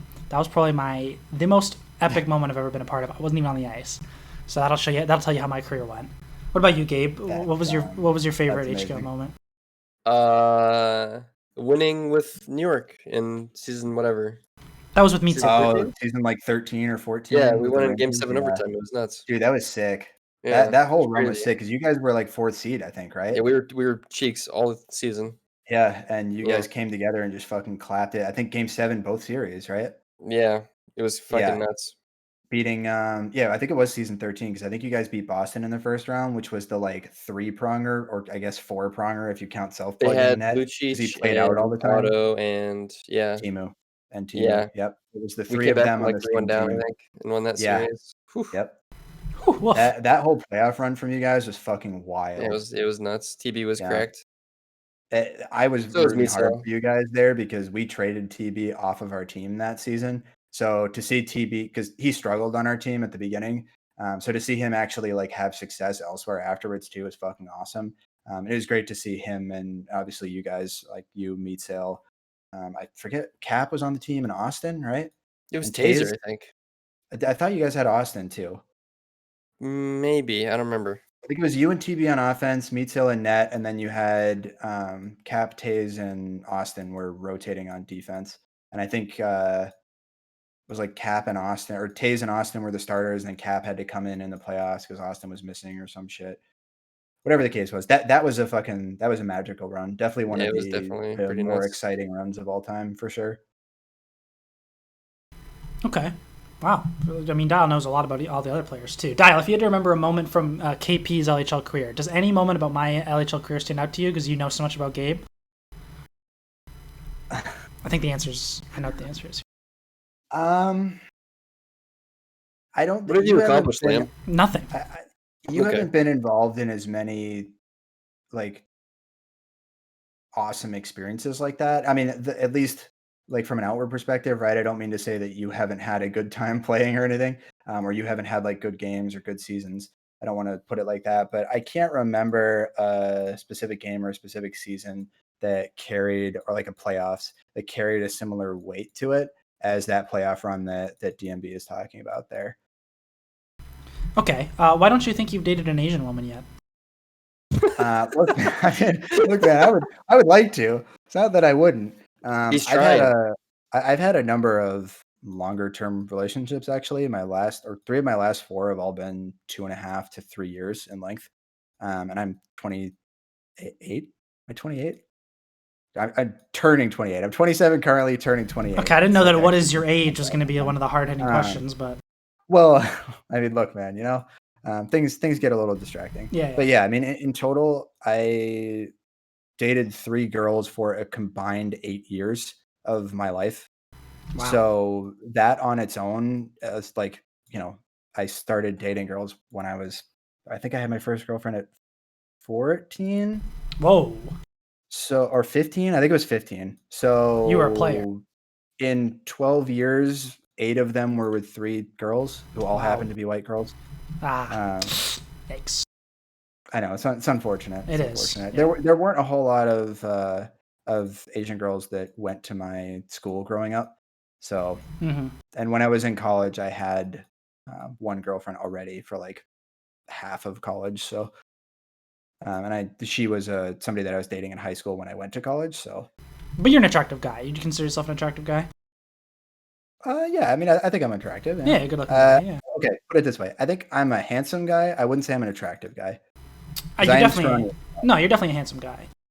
Yeah, I'm strong as fuck. I don't exactly have much of any muscle mass or poise necessarily as a result, right? But handsome face, sly smile, whatever it was. Sly smile, yeah, handsome face, sly smile. His name is Dyal or whatever. Yeah. Do you think Gabe? Do you know what DMB looks like? I do. Do you think he's a handsome guy? I have him. I do have you added on Facebook, right? Yeah, we're friends on Facebook. Yeah, that's what I thought. Yeah. Yeah. Yeah. A long time. He's got a big forehead, right? They have a big forehead. That's true. Does he have a big forehead? Would you say that? No, like not in a bad way. Well, he does have a big forehead. Like, not in a way that makes him like less attractive, if that's what you're going for. No, I just factually, I just think he has a large forehead. Like, was just wondering. Yeah, that's an indisputable fact. And he's kind of short. How tall are you, Dyal? Are you tall, overrated. How tall am I? Yeah, how tall are you? I am 5'9". 5'9.5". Yeah, if you want to be. Okay. Yeah. So I'm on the shorter end. So I look out for this. So when you see when you see Gabe, he must be like a giant to you. Actually, Gabe, how tall are you? I'm 5'6". Okay, never mind. So Gabe, when you see Dyal, he must be like the green giant to you or something. Like he's huge. I'm not even capping. I never notice people's heights. I just don't. Is that? It's honestly not something I think about that much either. Like I literally just never notice it. People are taller than me. And that's because everyone is taller than you, right? Like that. And that's just like not true. Well, okay. Okay, Dyal. Here's another question. Cap's like 5'5", 5'6". That actually makes a lot of sense. That Cap is short. that actually explains a lot. So next time I get in an argument with him, I will drop that. Thank you, Dyal, for telling me that. Oh no. Here's another one. Do you ever feel like have you ever like pulled to the other side? What? What does that mean? You know. Are you trying to say have I ever like felt gay before? Is that where you're going? I didn't say that, but yeah, now that you've brought it up, sure, if you want to talk about that. Yeah, good one, dude. Look, I can definitely appreciate another attractive man. That doesn't mean I want to fucking suck his dick or I want to, fuck him or anything. But I can appreciate an attractive guy. I think like Ryan Reynolds. Ryan Reynolds is a good-looking fucking guy.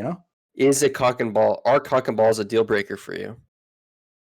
There's nothing about cock and balls that would that turns me on, I guess, or gets me going. Like there's nothing sexually arousing about that. Right. So it just, it really Okay. But here's a question. Here's a hypothetical for you.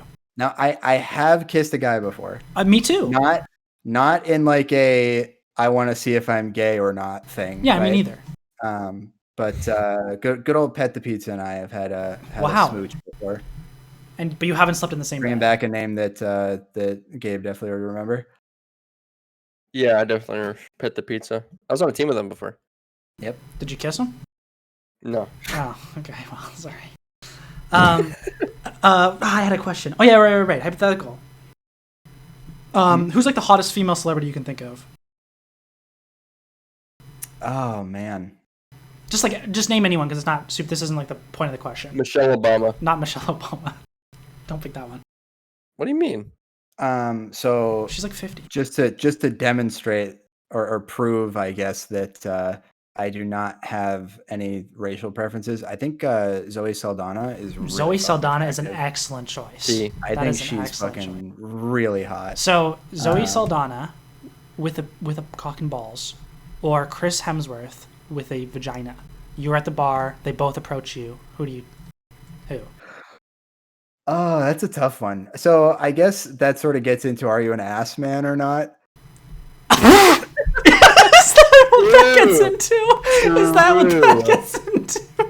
True. Okay, yeah. Like, I think that kind of comes into play here a little bit. Right, okay, yeah. I'm not an ass guy. I'm a tits guy, not an ass guy. Okay.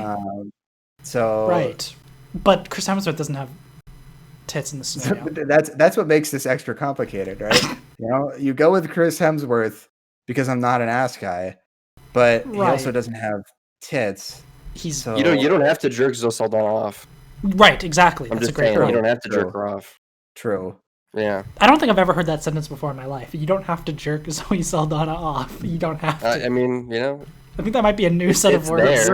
We're getting to the real content here in this podcast. Yeah. So this is the content you didn't know you wanted. No, this is what we were striving for from the beginning, I think.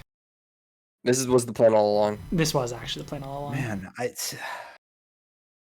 God, that is a really tough question. I know. I honestly don't know. No, this is the question that was asked of me. My roommate asked me this. He said, "Is a penis a deal breaker?" Because remember when Gabe said that, right? He asked me that question. I said, "Yeah, of course." But then he was like, "Is it really?" Right? And it's because it's like, well, I'm attracted to feminine features, right? Like, of course, like that's kind of what I'm attracted to. So like Zoe Saldana, that's like an easy answer. But then it's like, she's got a cock and balls in this example. So, I mean, yeah, but like Gabe said, you don't have to do anything with the cock and balls, right? Like you can just pretend it's not there. So they're gonna be flopping in your face. Just don't look at it. Right, but they're gonna be there. You know that you can sense them.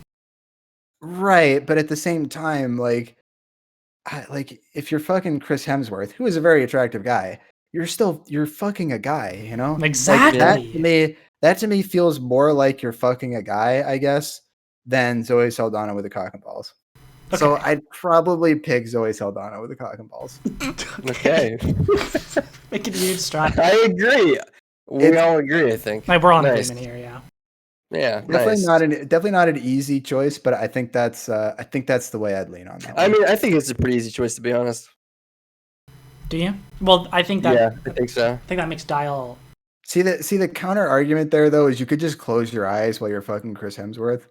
Right, but he'd be like, Chris Hemsworth would be like, I don't know, dude. He'd be speaking though, right? Like he'd be like, "I am the great and mighty Thor." I'm Thor.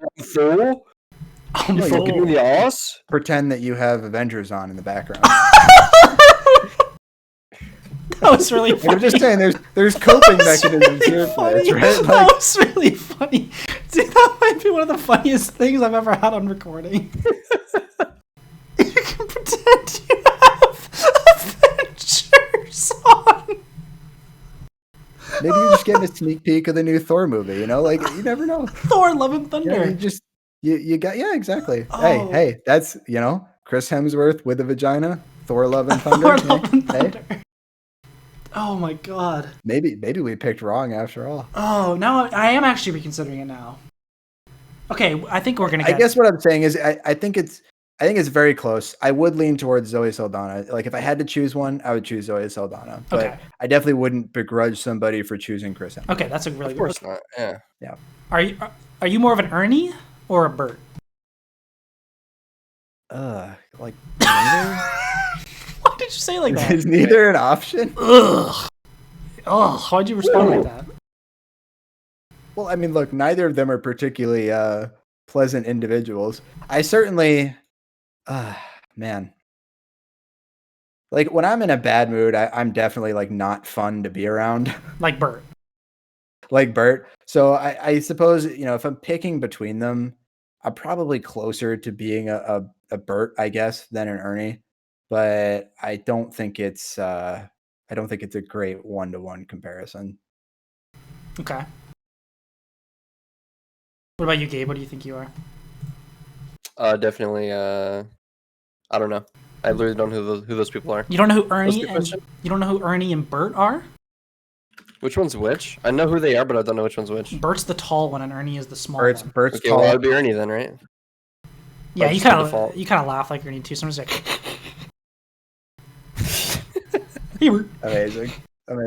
Dyal, do you think? Okay, what's your job again? You do something? What was your thing? I am a software developer. Software, whatever. Okay, that's interesting. And I just got a raise today. Exciting. Really, today? Congratulations, buddy.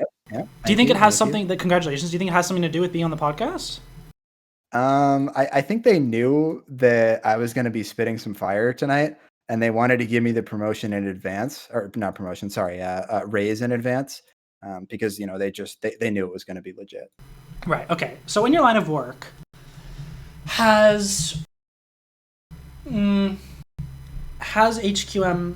Do you ever see it, like the code, like Matrix, like it's there in front of you, like you're beginning to believe? Like, do you see HQM when you're developing software? No. Mostly because none of the software that I develop is like physics based at all. If I was doing more like mathematical based programming and was doing like, I don't know, various like calculus equations within whatever application I'm developing, then like maybe you could see some overlap there. But yeah, no. And to be honest, like I write code for a living, but I don't do it for fun, if that makes sense. Like I don't mind coding, but I don't love it. It's not the type of thing where I come home and I'm like, oh boy, can't wait to code more personal projects. Where I know a lot of people that are software developers that do that. They come home and they keep working on stuff. They have their own like little personal pet projects that they do. They like do some research on the side. Like that's not me. It will never be me. I'm just a software developer to make a living. So Okay. If you could, money was no object, you could pursue any career, any passion, profession. What do you do?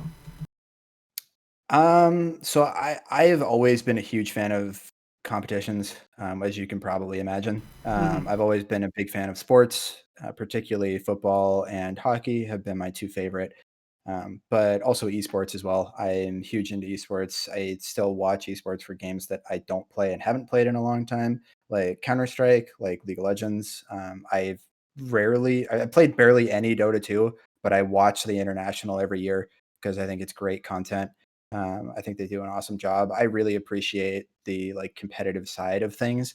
And if I were to go into a career into something that I genuinely loved to be a part of every day, it would probably be something in the line of that. Not necessarily being like a pro player or something, right? But even just being involved in it from a managerial perspective or like a coach or something like that. That's always been really interesting to me. Right. Okay. I love League of Legends esports. I sometimes watch Counter-Strike esports. I wanted to be a broadcaster. Broadcasting would be super fun. Yeah, that was my goal before acting.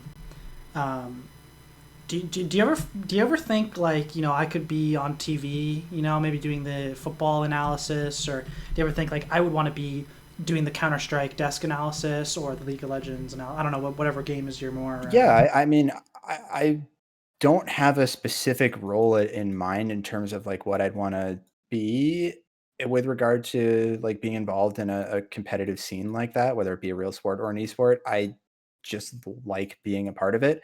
And I think I have the ability to fill any of those roles and do it well.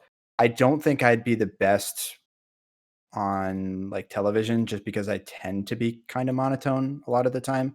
I'm not the most like excitable person. So I don't think I would be able to like, get like a crowd or get like a bunch of fans like at home in the stands or in the stadium, like excited about a play. That's probably not what I'd be good at. But I still think I could fill like the role like a color analyst or um, like a desk host or something like that. You know what I mean? Oh no, I know what you mean. I think I could do things like that, and that would still work well for me. Because if I had to do something else, like do play-by-play, I think I'd have to kind of force it a bit more, and it would be a little disingenuous. I think it would feel a little forced. Do you think if we invested in that side of, because I've always wanted to, I've talked to you about multiple projects I wanted to start, but it never materialized, partially because I'm lazy, but actually mostly because I just wasn't sure I was going to get the return I wanted for HQM. Do you ever think about, if we took the esports element of HQM and tried to make it real, that it might attract people more? So that was part of the reason why I wanted to make the LHL and the community as structured as we did. I wanted, basically the way I looked at it, right? And this sort of gets into recruitment as a whole, is it's hard to recruit people to Hockey ? Because of two things. One, the game looks like utter dog shit, like we talked about earlier. HQM as a woman, solid 2 at best.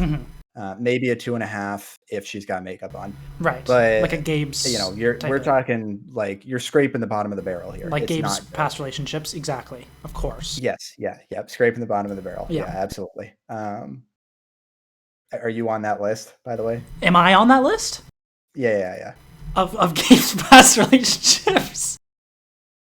I mean, are you the one here at the bottom of this? This metaphorical barrel. I don't know. You'd have to ask Gabe. Not disclosing that. Okay. All right, that's fair.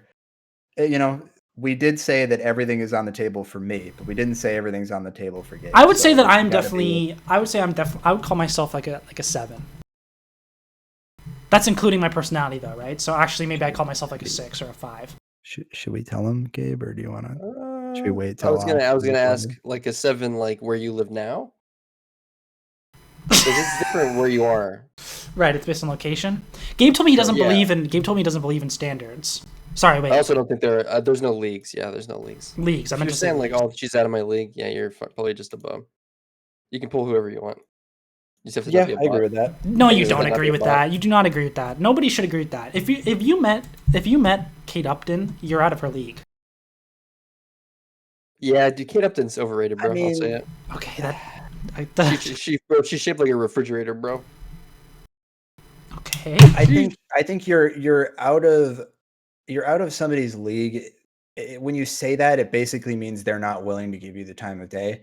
And I think in a lot of cases that can be just as much an indictment on the person you're talking about as it is about you. If that makes sense. Right. So, but would you give time of day? I mean, I guess you did give time of day to a 2 out of 10 girl when we talk about HQM. So maybe that's actually a good thing for your character. Right, but I that's the thing. I guess I tend to give people a chance a lot of the time. Ugly girls. To sort of like prove. Well, let's not go that far. Right. Yet, So your girlfriends have all been relatively attractive. Let's not talk. I don't want to get into specifics about, that might bring up negative. I don't want to get into specifics.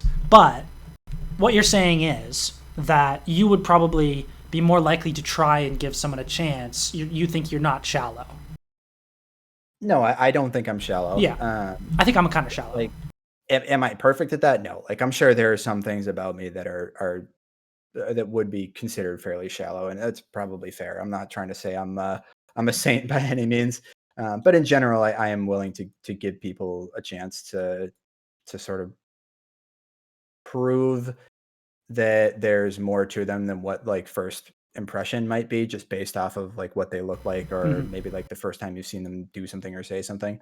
I'm willing to give people a chance beyond that. So should we get back to the original what were we talking about? We veered off pretty fucking hard here. We were talking esports and HQM. Right. Okay, so we were talking about like recruitment and why recruitment sucks. So it sucks because the game looks terrible, and because people will look at the game and be like, oh wow, that's so fucking shitty, I don't even want to download that. That's the first problem. Second problem is if they so getting people to download it is number one. You show it to 100 people, you're probably only going to get 10 of them to even be willing to download it because of how bad it looks. The second problem with those 10 people is the difficulty of the game.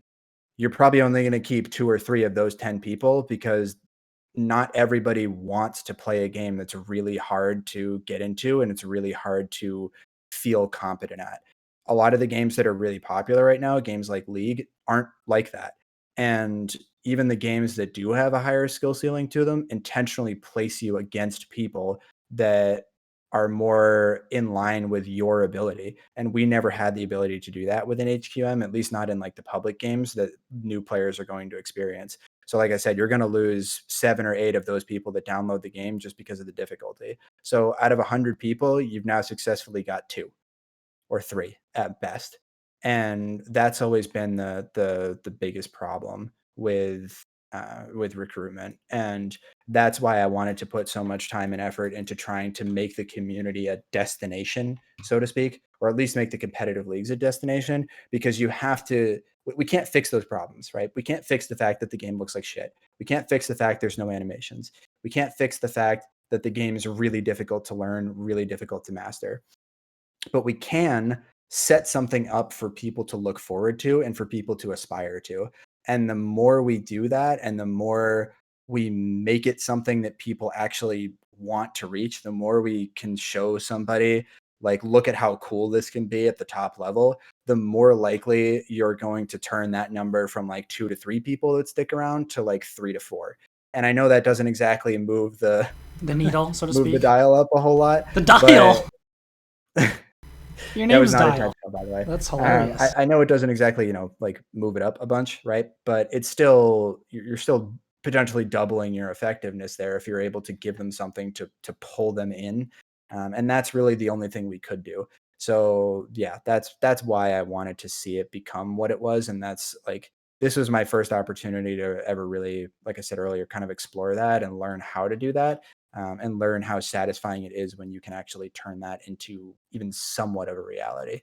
So that was interesting. Okay, I think I can hear the hoarseness in your voice. So maybe we're at like an hour 30. So maybe no, I'm doing good. I'm doing good. He's doing good. Okay. Doing good. So what you're saying is you want more of this. You keep firing. All right, here we go. So an interesting experience. Okay, Indie Fox, Amaranth. They let you draw. They let you write things on their body for money. Geniuses, by the way. Well, of course. Should we write? Come try HQM r/HQM r/hockey ? Should we write that on their body? Someone had this idea. I can't remember. I think it was Kiwi or someone had this idea in the community. Look, I mean, I don't think it would be a bad thing. I can't see how it would hurt. Is it going to get anybody to come play? I sincerely doubt it. But I can't see how it would hurt. Well, we could take the money that would be spent to donate $20 to write on Indie Fox, and we could put it somewhere else. But yes, I feel you. The question there is, though, is there anything we could put that to that is going to make as much of a potential impact as that would? Like, even though I don't see that working out to a point where you actually get a whole lot of meaningful return for it, could we legitimately get meaningful return for $20 in terms of some form of advertising or recruitment for this game? I genuinely, I don't think. What about $20 ticket to the nosebleed section of a Leafs game? That's actually of a different hockey team's game. And you bring a sign, r/hockey ? And you hold it up to the camera when they do the broadcast like thing. People are behind the guy with the signs and they hold him up, What about that?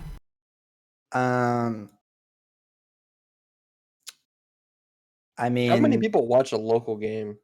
Yeah. I'm talking like an NHL game though. I'm talking like you pay $20 for nosebleeds, go to like a I don't know, like a Coyotes game or something, or somewhere. Right, but you still got to get that on camera. Right? Yeah. There's no guarantee that you're actually going to get that on camera, and if you get it on camera, it's still only going to be on there for a max of like 3-4 seconds at most, maybe 5 if you're lucky. Which means that of the people watching that, like, they'd have to be paying attention during that 3 to 5 second span and not looking at their phone or something else. They'd have to pay attention to it long enough to remember the exact like spelling of hockey ? And where to go with it. And they'd probably also have to be somebody that recognizes the r/ part as being like Reddit, so they actually know what to look for and how to find it, just to even get people that would want to do that. And then you have to also cross that into the fact that you have to do all of that with people that actually care about playing video games and want to play a hockey-based video game. Like, when you cross all of those things together, the sort of Venn diagram, so to speak, that you make from that is not going to yield you a whole lot of results in the middle there. Were we short-sighted? Is there the possibility to sell HQM to people who don't normally play video games? Because it's not really like a video game. It's more like an experience. Or like a drug trip, even. Honestly, yes. And I think the same question is true because we've seen it. You can sell HQM to people that don't like hockey. Like, we know that's a fact. So I think it's possible to sell any video game to somebody that doesn't like video games because they just might not have found the video game that they like yet, or that makes them appreciate what video games can be or can provide them. So I would say it's possible. But I would say it's also probably very unlikely with HQM for a lot of the same reasons we mentioned earlier, in that if somebody doesn't like video games, it's going to be hard to convince them to go try a video game that is so fucking challenging that they can't even like stand up straight while they're trying to move down the ice. That's a good point. You make a good point. And that brings us right back around to no developer support. We can't make the game any easier. Right. And honestly, like, that's really the tough part about it too, because like in a vacuum, you want the game to be easier so that it's more accessible to more people. But at the same time, if you make it easier, I think you take away some of the sort of the magic, so to speak, of what makes HQM fun. Because how difficult it is and how rewarding it ultimately is because it's so difficult is a huge part of what makes HQM inherently fun to play. It is incredibly satisfying once you've practiced for like 2 months and you finally stick handle around somebody for the first time. Not you just lost the puck around them, but you actually stick handle around somebody. Those like little first moments you get are huge. And those are things that, like, if you make it considerably easier, you're going to lose that sort of that touch that comes from that, and those moments that build up the game into something more than just an 8 megabyte demo. So that's another good point. I mean, you've thought about HQM a lot. Do you think that if there's a ground zero at day one for another physics-based hockey game, are you going to try and take the lead on that using your experience from HQM? I mean, I would love the opportunity to do that. And I've told Payne that numerous times. I've offered to help him in any way that I can. Hopefully not as a software developer, because I kind of hate that. But well, I don't hate it, but I wouldn't really want to do that. But I would 100% jump on and be like, his community manager at the start or something like that.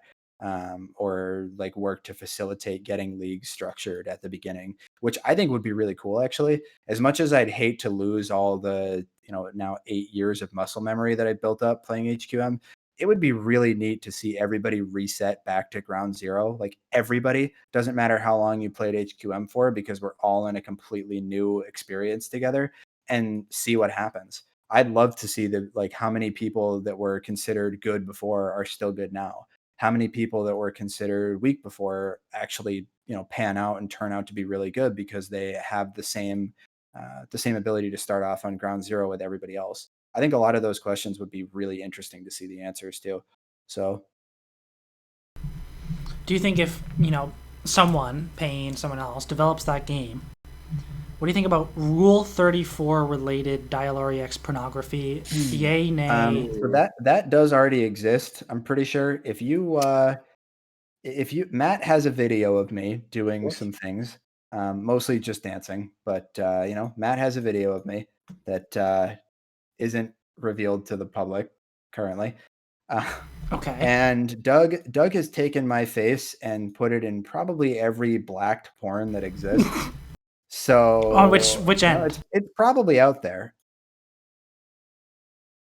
Okay, that's a good question. That's an important question. I think the silence. Are you being blacked, or are you the one blacked? No, I think the silence is deafening. I think the answer's got to be both. Look, I'm pretty sure I'm the one getting blacked in those.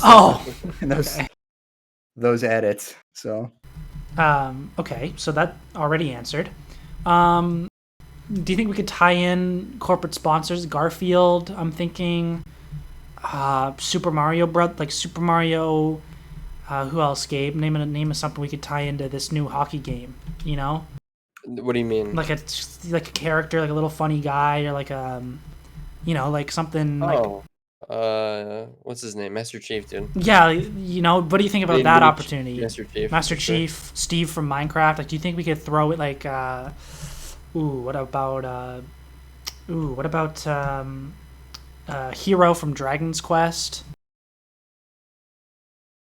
Any of this ringing any of this like really inspiring you here, Dyal? Like this kind of. I mean, what's the end goal here? Are you saying that these are like characters that we somehow put into the game like as skins or something? Like what is the goal? I think you're getting at? So like you'd have like the Garfield team, right?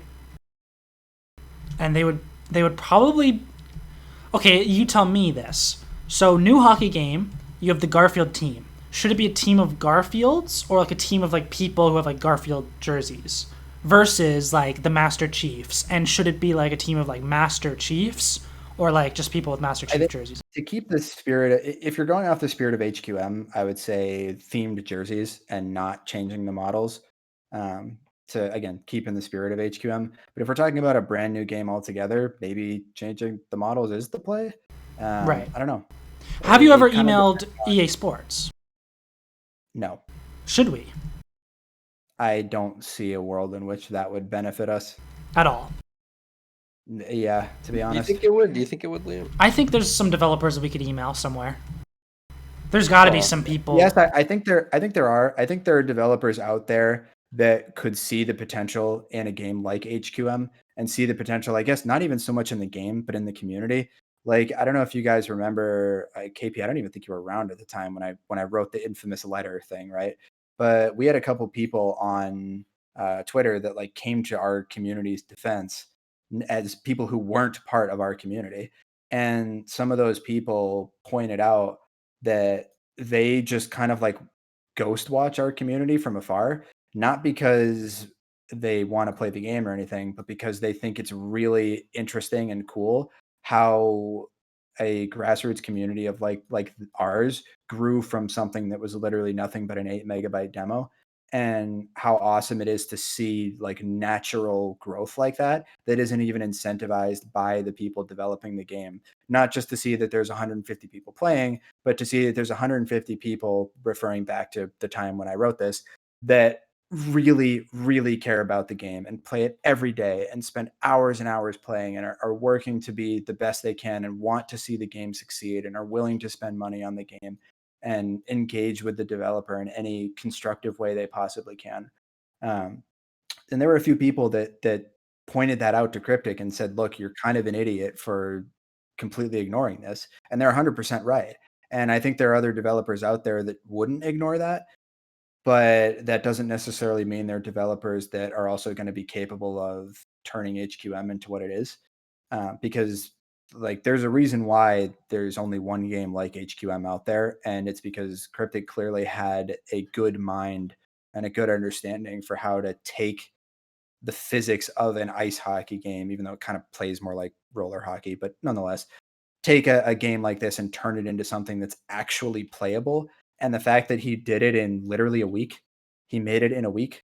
Like he has some level of understanding that is very unique to him, and finding somebody who could mimic that and truly have a grasp of it to the same depth that he did, while also being able to appreciate what the community has to offer, that is going to be tough to find. Is it out there? Yeah, sure. I think it probably is. How do you find it? I honestly, I don't think there's a good answer to that. And I don't think reaching out to AAA publishers is really going to do it, because the AAA publishers like EA are looking for things that are going to make them like tens of millions of dollars, not 10,000. Mm-hmm. I was probably, my question was more not the EA publisher, more the people who actually work on the games, but specifically, yeah, like just in the general theme of, is there a way to find developers who could push this in a direction, who actually have some connection? Theoretically, the best way possible to do it is to get the game in the hands of somebody that either has some level of pull or has some level of audience, who within that audience there might be somebody that has some amount of pull, which is why we looked at, especially in the later years of hockey, looked at trying to get the game onto Twitch and onto YouTube in the hands of people that get, not like hundreds of thousands of views or something like that, or 10,000 viewers on Twitch, but get the game into the hands of somebody that has maybe 500 viewers on Twitch, maybe 300 viewers, somebody who gets like 10,000 views on a YouTube video and not 100,000. Those are the type of small scale people that you can sort of use as building blocks to a greater end there, where that's just enough of or just small enough of an audience that you could convince somebody of that size to actually try out a game like HQM. But the audience in itself is also large enough to potentially contain people that would either want to play or could potentially either do something or link it to somebody else that could do something to push the game forward in terms of its actual development. Here's my hot take. I think that if the game looked like Roller Champions or something, but played exactly the same, which kind of... What is Roller Champions? It's like the Ubisoft game where it's like when I see Roller Champions, it's like you pick up a ball and you throw it through a hoop and you run around in circles. It's like a sports game.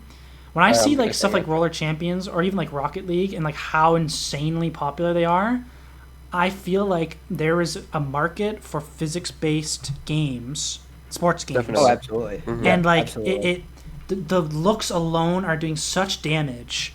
Yep. My hot take is that you could that's why I said, oh, go ahead. Sorry. No, like my hot take is just you could take this game, the shell of like how it plays, and just find a way to attach the movement to texture, and that alone would like skyrocket the amount of people who would be interested in playing. So I like 90% agree with you, and that's why I said earlier when I was talking about the difficulty in recruitment stuff, right? The number one thing I listed is the way the game looks. You put the game in front of somebody, even if you send them a highlight reel of all the coolest plays that have ever happened in the game still looks like shit. Like, you got to put yourself back in the shoes of like even yourself when you first saw the game for the first time, and you're like, wow, this actually looks like it plays on the fucking Game Boy Color. Because that's what it is, right? Like N64, maybe at best, level graphics. And that is always going to be the largest deterring factor, because some of those people who see that might legitimately enjoy games that challenge them, games that push them, games that aren't easy. But if they can't get past how shitty it looks, they're not even going to try to download it and give it a shot. And that is by far the biggest thing that turns people away.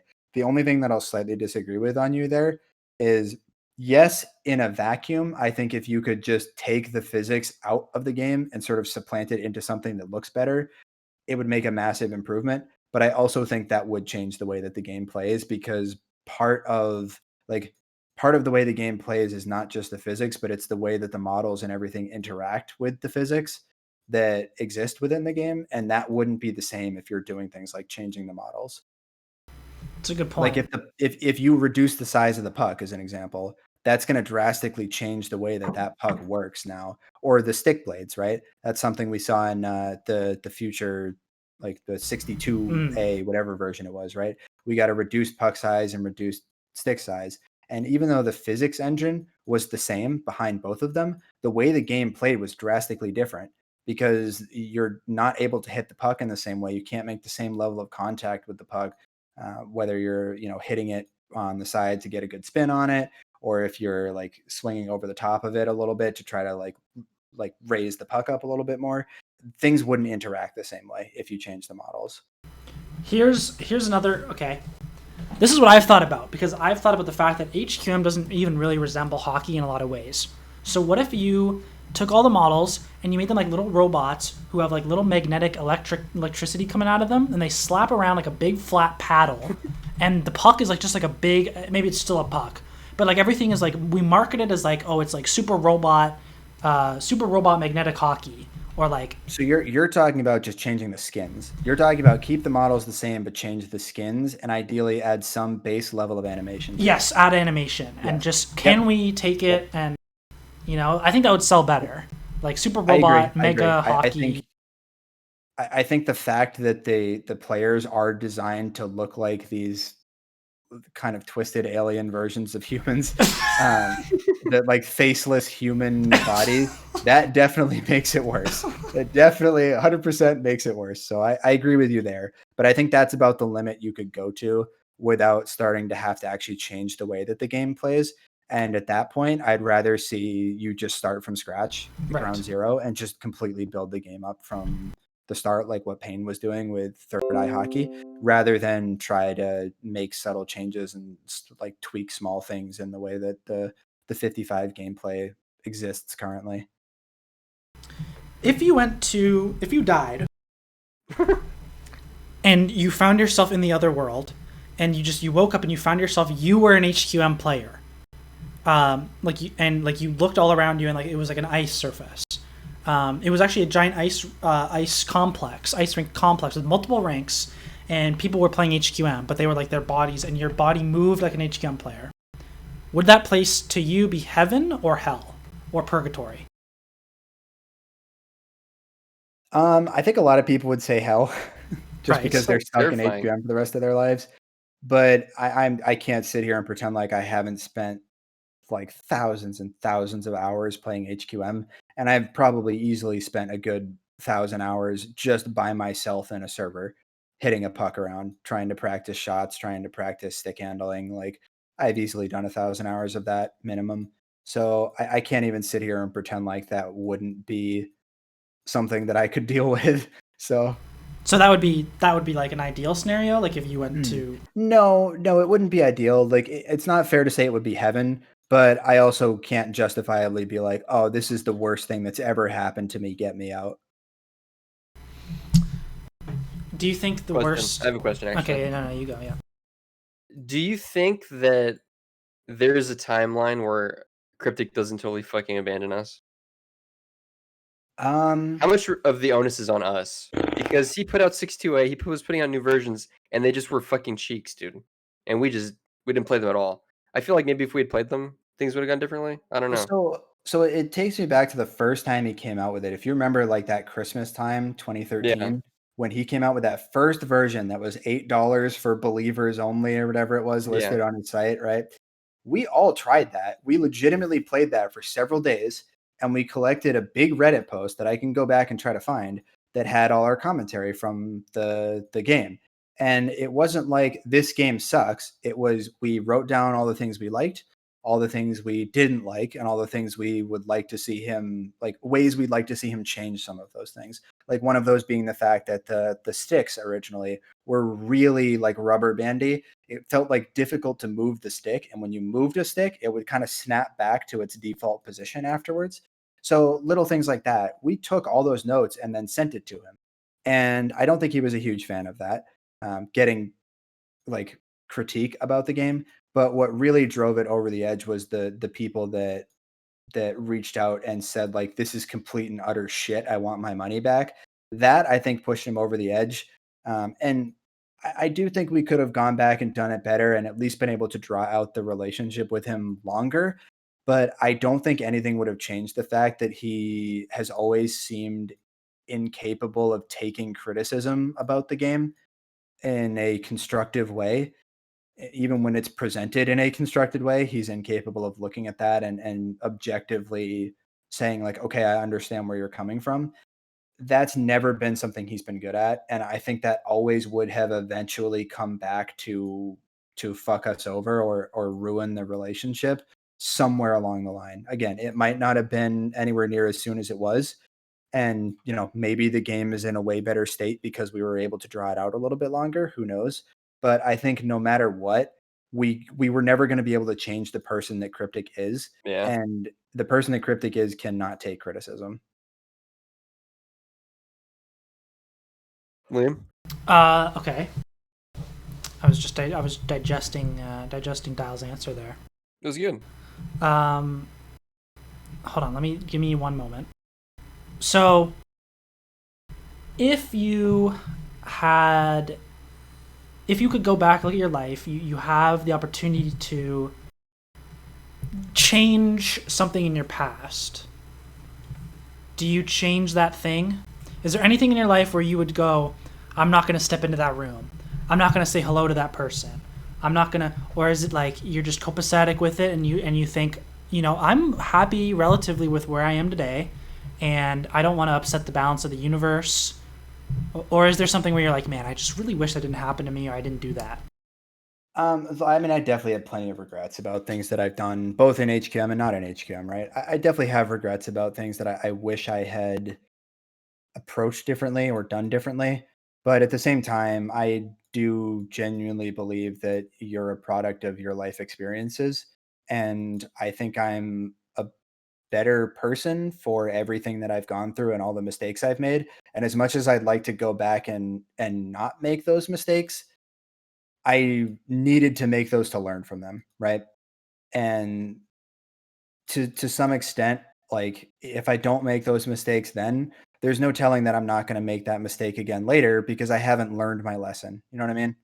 So I think there's value in fucking up. I think there's value in making mistakes as long as you're able to learn from it and improve on it. That's with HQM and life. Yeah, just in general. Yeah. HQ is a lifestyle. That it fucking is. Mm-hmm. What do you think? What's your favorite word? My favorite word? Your favorite word? Man, I have no clue how to answer that. I've never had a favorite word before. Never. Shall I? I'll go with this as an answer, just because it came up in conversation already, and you guys had never heard of it before. We'll say aspersions for now. How about that? Okay, that's a good one. That's a good one. Nice. When you play classic World of Warcraft, are you like, man, this is like kind of like HQM? Do you see like parallels between the concept of a game purposefully being worse in a lot of ways, like in like specific kind of like almost objective ways? So I've never really thought about it before, but it is an interesting parallel with classic WoW and retail WoW. If you compare that to like new HQM versus the HQM we all chose to play, it's almost as if like instead of moving on from, let's say like just to use WoW expansions, right? Like Burning Crusade to Wrath of the Lich King, we all got to Wrath of the Lich King, said, oh, this kind of sucks. We're going to go back and play Wrath until you fix it. And Blizzard was like, you know what? Fuck you guys. We're never updating anything again. You're stuck at Wrath. You deal with it.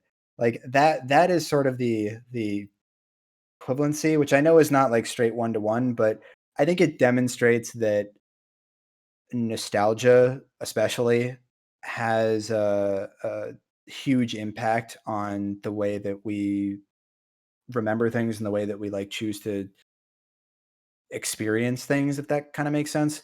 Like somebody that came into hockey during 62A, because there were a few people that did start with that and didn't really play 55. I don't think many of them are left around, but I think like Rad Aids and Infusticate in them came around when 62A was a thing, and I'm pretty sure they played more of that version first than they played of 55.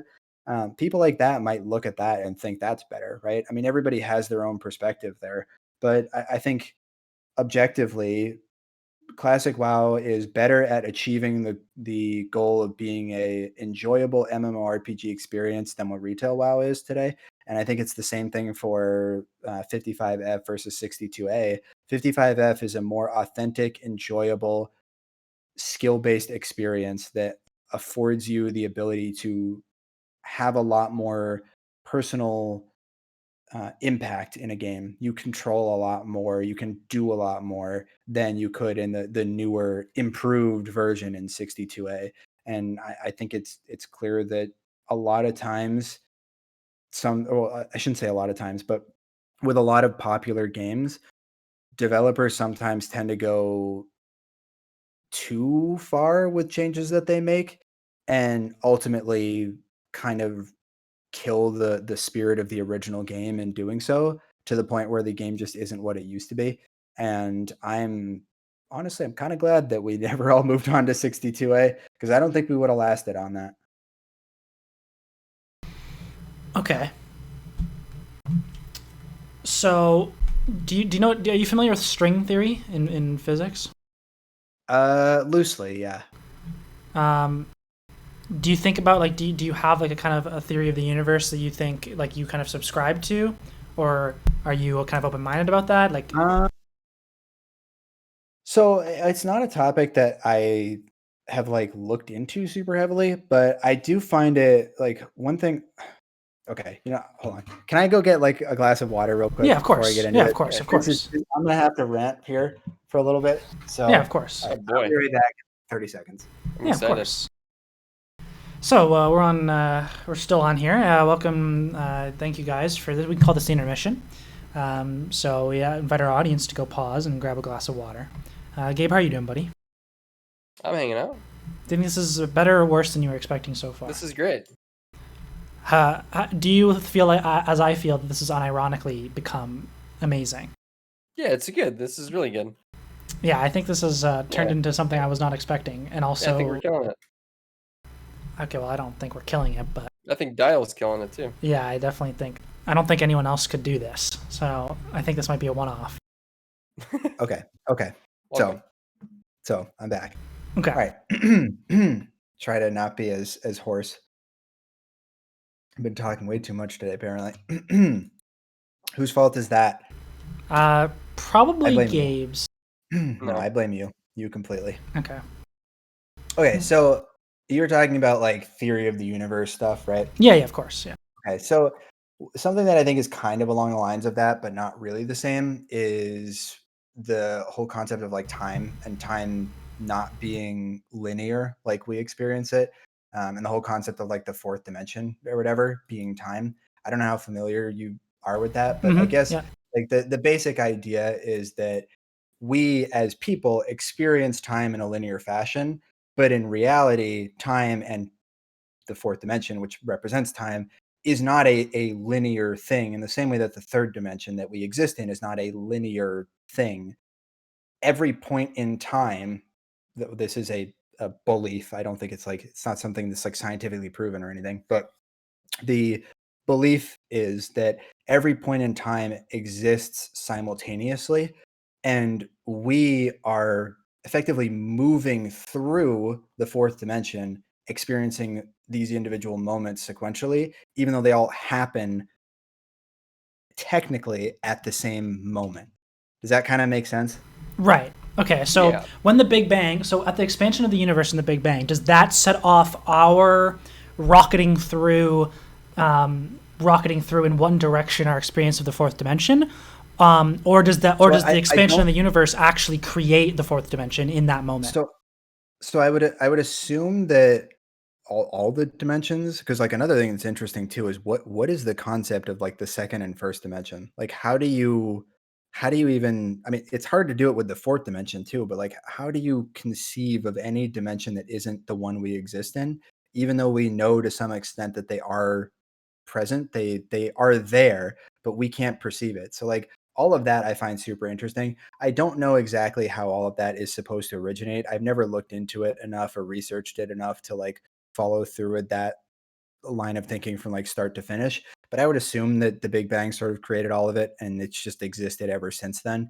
I again, that's speculation based off of what I know about the rest of that whole like line of thinking.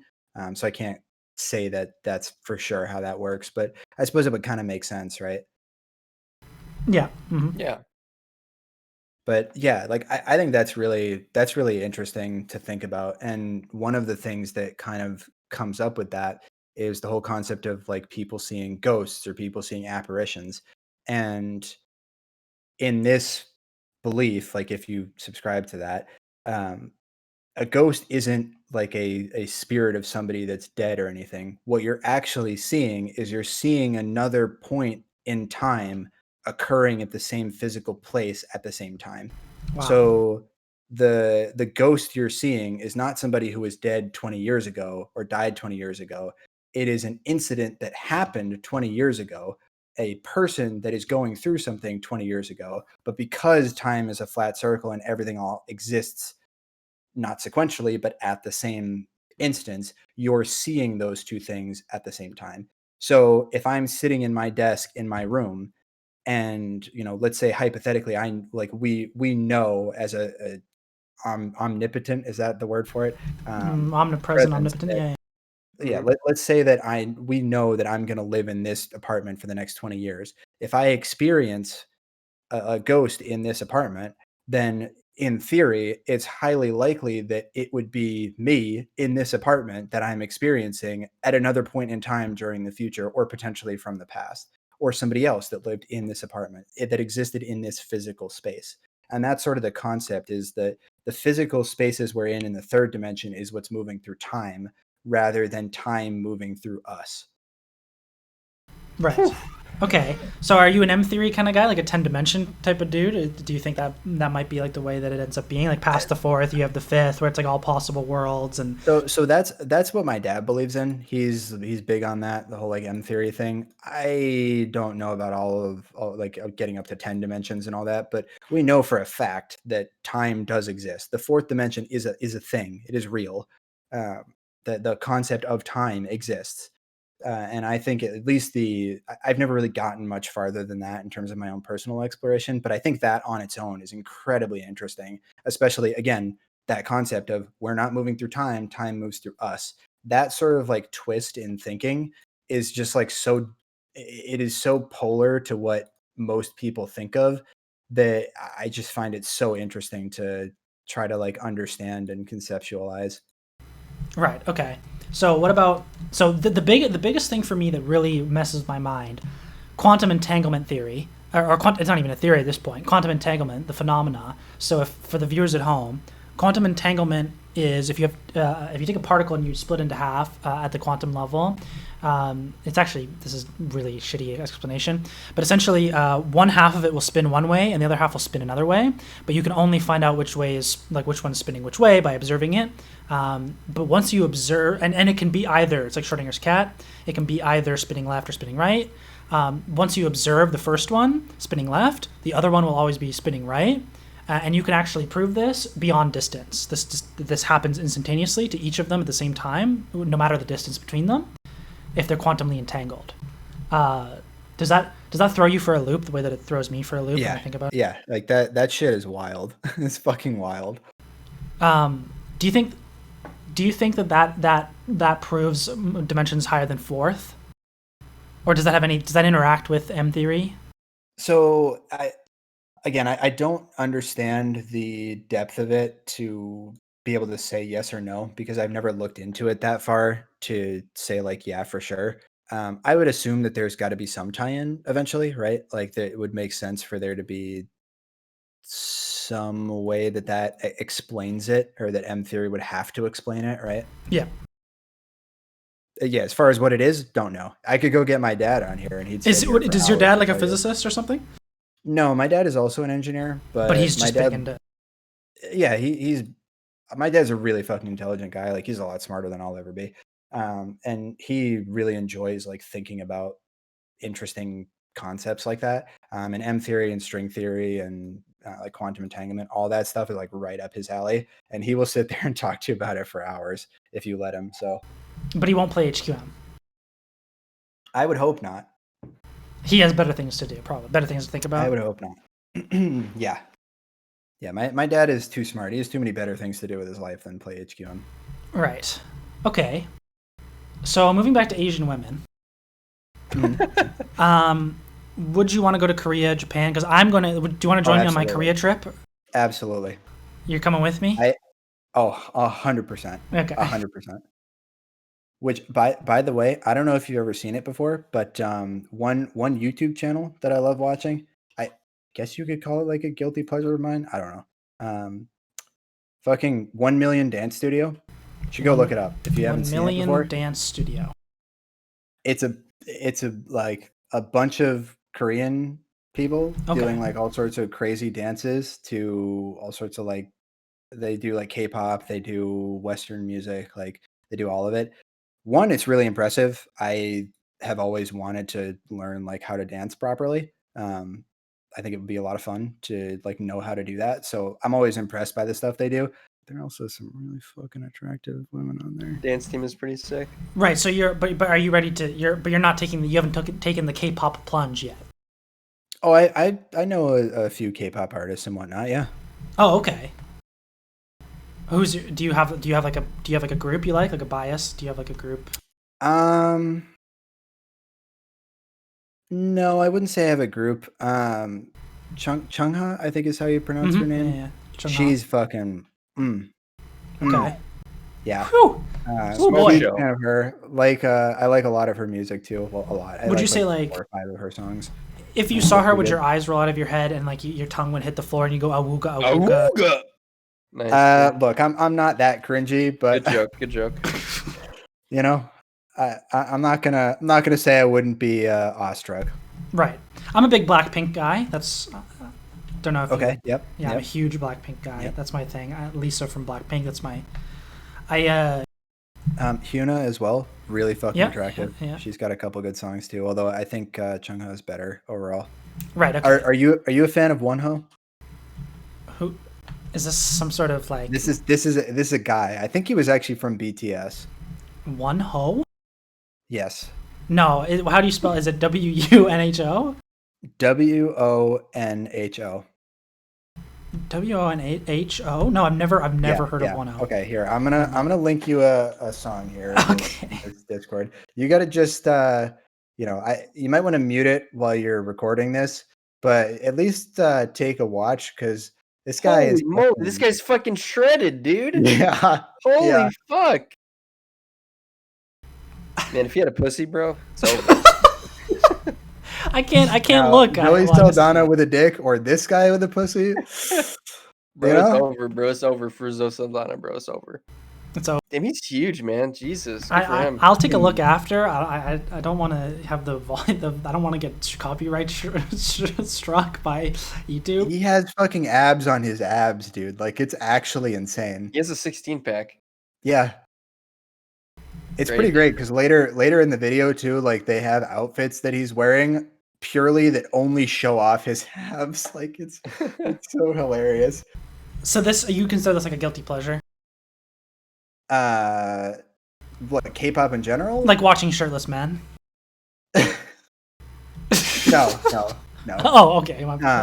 This is just one I brought up because I discovered him fairly recently, actually, and I don't like a ton of his songs, but the one song I linked there is really good. I like that one a lot, actually, and he is like just fucking holy shit. He is like just ripped. I'm just constantly impressed.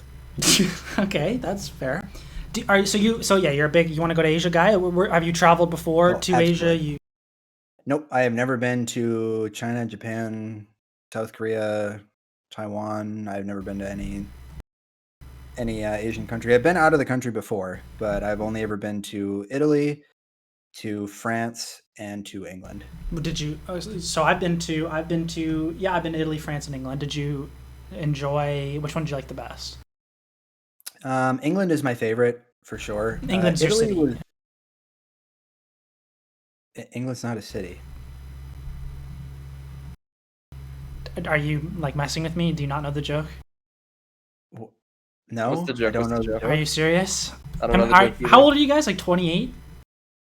Yeah. That'll explain it. It's a rapper. And he's like, England is my city. Come on, really? Nothing? Okay. Am I supposed to laugh? No, it's not. It like, oh my, you guys. Anyway, you guys are fucking old. Yeah, we are. We're like combined like 60 years old. Okay. Yeah, exactly. England is definitely my favorite. You went to London. France was fine. I've been to London, but I've been to a lot of England. I have family over there. My mom's side of my family is from England, so I've gone 6-7 times, something like that, in my life. Gabe, can you do your English accent, Gabe? Plenty of times. Do what? Can you do an English accent? And Dial, you tell me if it sounds correct. Oh, I'm Liam. I'm a fucking fuckwit, innit? Perfect. Yep. I'm a fucking fuckwit, innit? He's a fucking. That's a Northern England accent. Right there. A car crash. James and Lily Potter, a car crash. Why did a car crash? Azkaban prison. So. It's really well done, guys. It's really well done. So you enjoyed England? Yeah, England of all of them, England would be the place that I would, if I had to go live somewhere else, it would be England. France was probably my least favorite. Really? Yeah, like Paris is cool, but outside of that, most of the rest of the country is kind of just I don't know. It just didn't really do much for me. Right. I've only been to Paris, so Italy is really nice, a really good like vacation destination, but I don't think I'd want to live in Italy. Italians. Yeah, I get you. Yeah. I will say, honestly, the whole Italian food thing, it's a little bit overrated. Their food was not as good out there as what I was expecting it to be. Really? That's I was expecting every Italian restaurant we would go to, or I guess they're not Italian out there, right? They're just restaurants. Every restaurant that we would go to, I'd be having the best Italian food I've ever had in my life. And it was really good, but it never was like, wow, this is the best thing I've ever eaten.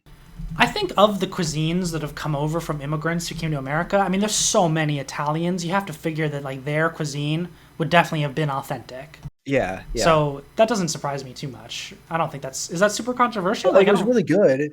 It was really good, but there was no like, I didn't have the best pizza I've ever had in my life in Italy. Well, pizza's an American I didn't have invention. the best like pasta dish I've ever had in my life in Italy. Right. So no, I get it. I get that. I think that makes sense. I think the difference. So what was I gonna? Yeah, like when I went to the United Kingdom, like the British Isles, like you can't really get that food genuinely in America like very often, or in Canada for me, which doesn't seem like there's very much blood pudding here. No, there's not. There's definitely not in the United States either. One thing I will complain about England, they don't have root beer. No, I know. Exact same thing. I went when I was a kid. I couldn't drink, right? So, well, I was like 16 or something. I was like, "Can I get root beer?" And they were like, "What?" Yeah, when I tried to order it, we went out to a restaurant, and I was old enough to drink over there at the time. I think I was 20 or 21, so I could drink over there. And I asked them for a root beer because we were just out at like a family dinner with like all of my English side of my family. So there's like 30 of us there or whatever. I didn't want to start getting drunk, right? Yeah, so I just asked for a root beer, and she's like, "Oh well, like I don't know what root beer is," and I was like, "What?"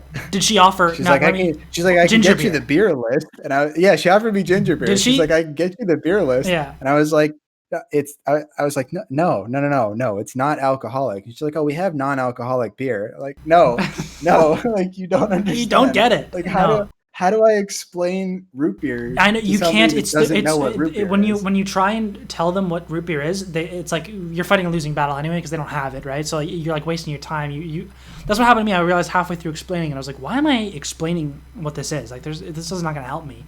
Yeah, but you're like, you can't. They explain literally.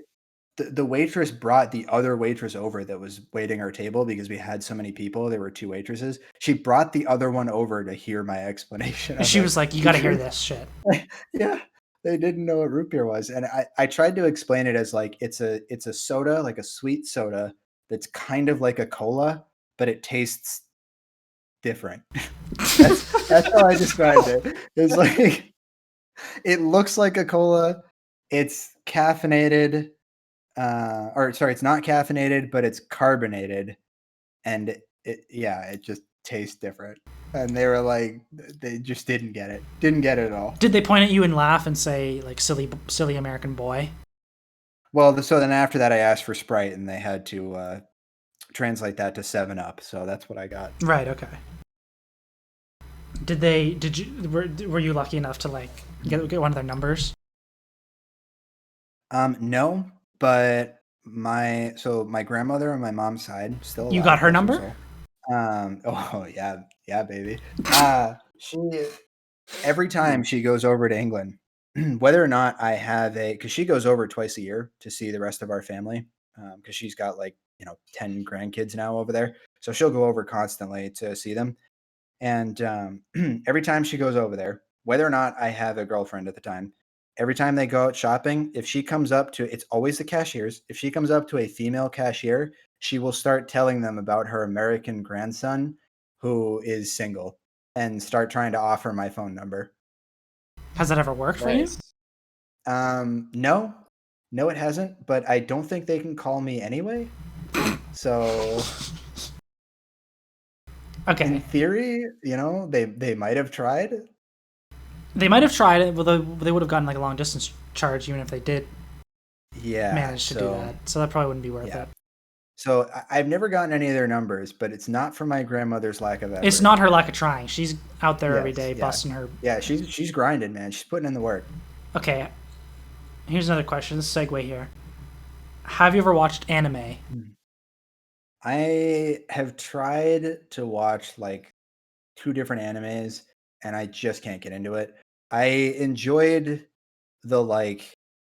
I mean, I know technically it is anime still, but it's the closest thing I ever watched was like the original Pokemon shows a long time ago, Yu-Gi-Oh back in the day. I watched a couple shows like that are technically anime, even though they're not like what you'd think of as traditional anime. And I enjoyed that, but like I tried to get into like Naruto, couldn't do it. Tried to get into One Piece, couldn't do it.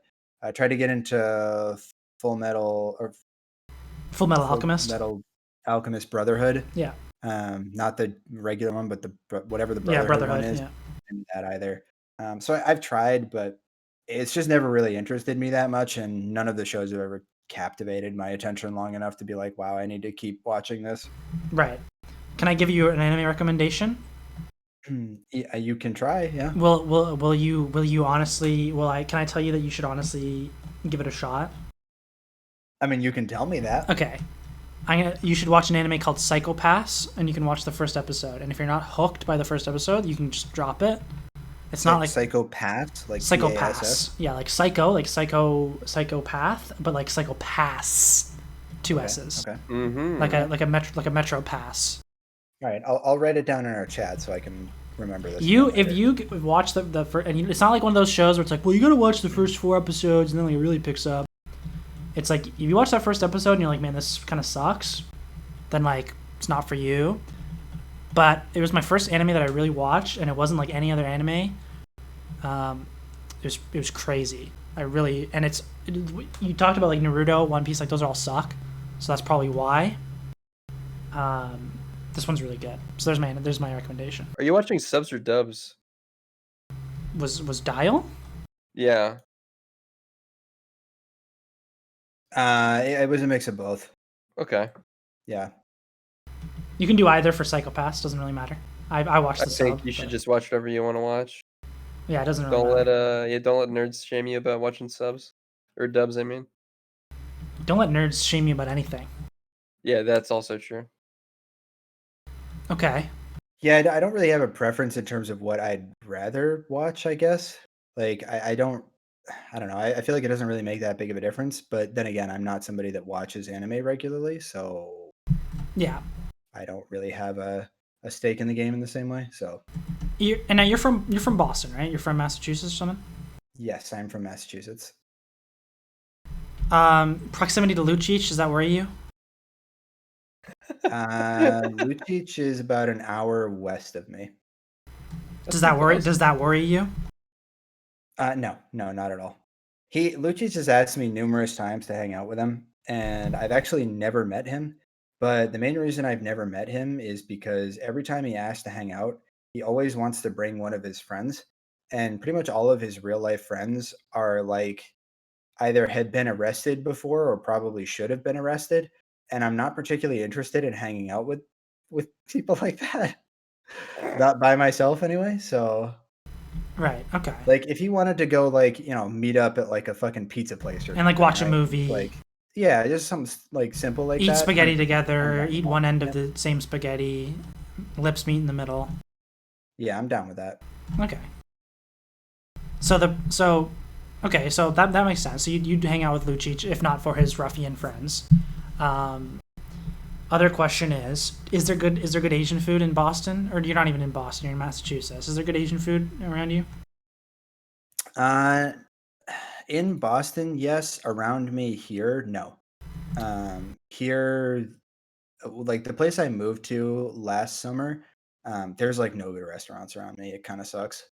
Oh, that would be really difficult for me personally. Yeah, it's especially shitty during the COVID lockdown stuff too. So being in this apartment has turned me to cooking. Oh, what do you cook? It's something I would never do previously. What have you been cooking? So I do like. Have you ever heard of like the meal service things that like send you like my family does good food stuff. Yeah. So we have one in the States called HelloFresh. Okay. We have a couple others like Blue Apron. Other people have probably heard of before, but it's not like the pre-cooked meals. It's like they send you a recipe and the stuff required to cook a meal, and then you have to actually do the preparation and the cooking. So that's what I've been doing, and I do that for 3 meals a week. And it's good. It forces me to eat better, which is nice. It forces me to have a bit more of like a diverse diet as well, which I appreciate. I hate doing the dishes afterwards. That is by far the worst part of it.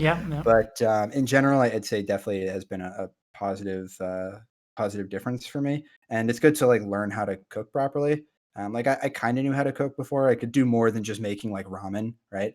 But this is definitely training up my cooking skills better, so I at least know how to do more. Not saying do it well, but I'll eventually get there. So it's a good Cooking life is skill to sick, have, dude. right? Yeah. It also is really satisfying when you like get something right, you know. Gabe, you're a big cooker, Gabe? Yeah, I am. When you come over, when I meet you, are you gonna make me like a nice dish or? Sure, I'll make you something to eat. Yeah, okay, sure. Can I tell you what like my favorite foods are? Also a baker too. What's up? You're a baker? Yeah. Wow, I didn't know that. I actually didn't know that about you. You bake? Yeah. Did you tell me this? Did you tell me this before?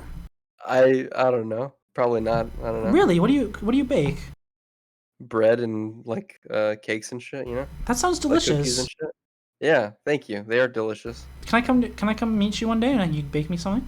If you want to come down to Texas so I can bake you a loaf of bread, a loaf of white bread, that'd be great. No, I would prefer like a muffin or something. I don't do muffins. Okay, I'm not that I'm like ordering you around. I just like, if you're I just felt that was really rude actually. No, I just felt not that I think you're like the help or something. I just thought that like you might make me something a little more ceremonial than like a piece of white bread. Cooking is a good skill though. It'll get you a lot of pussy. That's facts. Can you invite a girl over and you cook her a nice dinner, dude? It's direct deposit. Right in your bank account. Okay. I can't cook. He's right about that. He's right about that. Yeah. Right.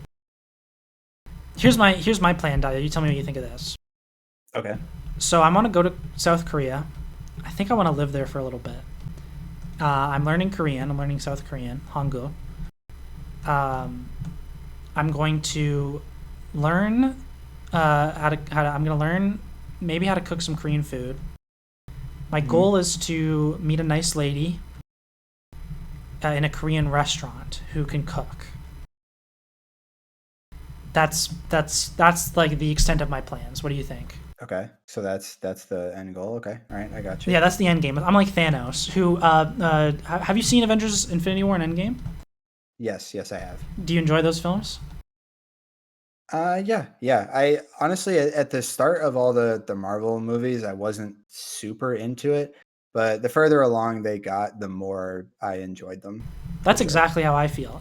Are we like connected in that way? I don't know, man. And like I've watched back those older ones like again, and I appreciate them more now than I did previously, but I guess that's probably because I understand how it like plays into everything more. I have a better appreciation for how it all kind of ties together.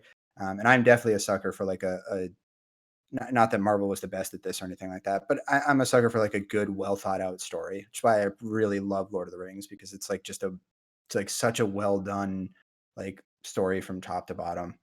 Yeah, probably the best. I mean the books, by the way, specifically the books. Yeah. Well, okay. Well, hold on. Let's put that on. I'm gonna put that on the shelf here for a second. The movies are still my favorite of all time, but right. The movies do take away a little bit of what the books had. Right. Okay. So let me keep that in the. Gabe hasn't watched Infinity War. I also haven't watched Breaking Bad. So I was behind on a lot of, and I still am behind on a lot of things like that. Like I've never seen the Matrix movies. I've never seen Back to the Future movies. I've never seen like any of the Alien or Predator movies. I've never seen any of the Terminator movies. There's a lot of like really popular shit I've never seen. So I really can't shit on you for that at all. Were you trying to get him to shit on me, Liam? Yeah. I will say Breaking Bad is an excellent TV series. Like, That's what everybody says. It's one of the few that like actually ends in a way that you don't feel bad about it. You know what I mean? Like, it has a satisfactory ending. That has a great ending. That's pretty rare for a TV show to carry through that level of quality for more than 2 or 3 seasons. Oh yeah, it's the most consistent, best. Breaking Bad is absolutely worth a watch.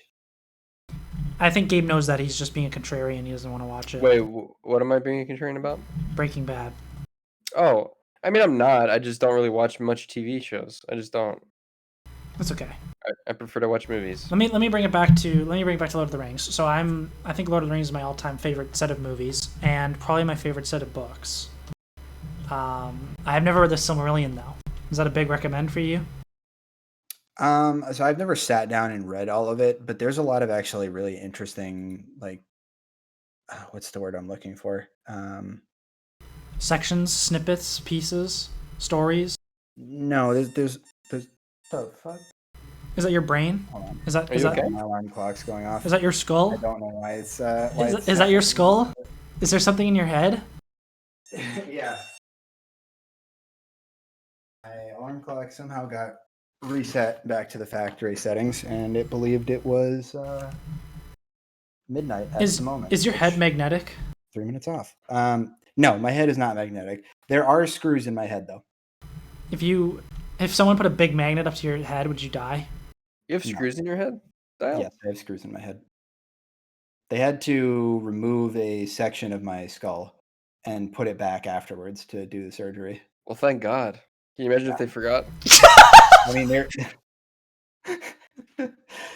are a couple small bits of my skull that will forever not be there anymore. Whoa! They remove them permanently. Was your skull especially thick? Did they comment on that? They did not say anything about that, no. Yeah, this is definitely a gamer skull. This guy Gabe, second dough from his skull. Give me the gamer drill. Man, do you think at 12 o'clock we should... I think we gotta call it soon. Call it. I think we gotta wrap it up, I think. I think we got a lot of good content. I think we have to come... But I think we gotta do one thing. This is gonna be a recurring segment. I just thought about this, Gabe. Tell me what you think, Dyal. So at the end of all of our interviews, we're gonna do a 3-man improv. Okay. Okay. All right. And you can be as engaged with it as you want. And remember, the goal is not to be funny. You be funny by believing in the improv. That's where the comedy comes from. So the goal isn't to be funny. Don't press yourself to be funny. Okay. You know? So you're asking us to role play. Yeah, you're a D&D player. Imagine that you're role playing. Yeah. I mean, I'm a DM too, so I do a lot of it. Oh my god. Okay. Oh, he's a master. Okay, here we go. So we're at the D&D table. Okay. Dyal, you're the DM. This is the scenario. And Gabe, who do you want to be? I want to be like the little brother. Be the DM. If you want me you're to be the one DM? Describing. Well, no, I mean, like KP. No. Shouldn't he be the DM if he's describing? This is pretty meta, by the way. No, we're going to be role playing as people who are role playing. Well, my idea was that we would step out of the role play like in the improv, so that the improv isn't just you roll a 10. I hit it.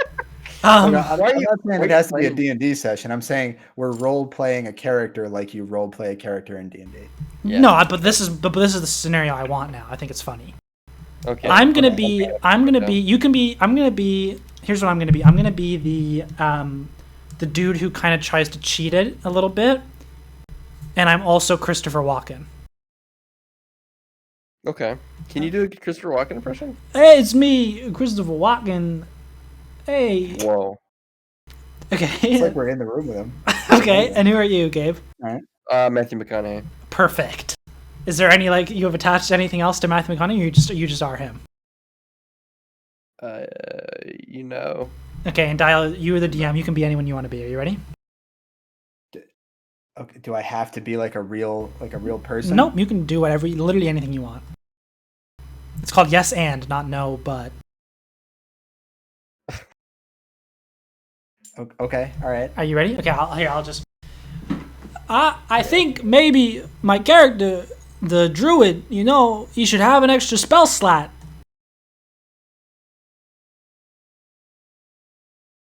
I need a minute. How many spell slots do wizards and druids have?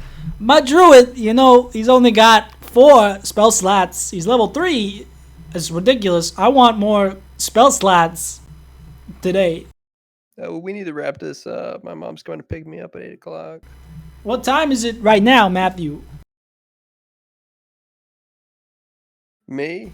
Yeah, what time is it? Do you have a watch on you? You see your shirt's off. You don't have a shirt on. I don't tell time. Time tells me.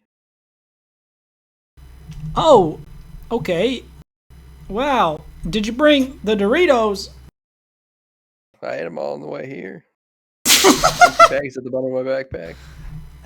Wow. There's some smushed gushers in there though. Can I, Christopher Walken, have a smushed gusher, please? Of course. Thank you. Matthew, have we ever been in a movie together before? I can't remember. I know, me neither. I can't recall. I've done too much peyote over the years. I don't remember much.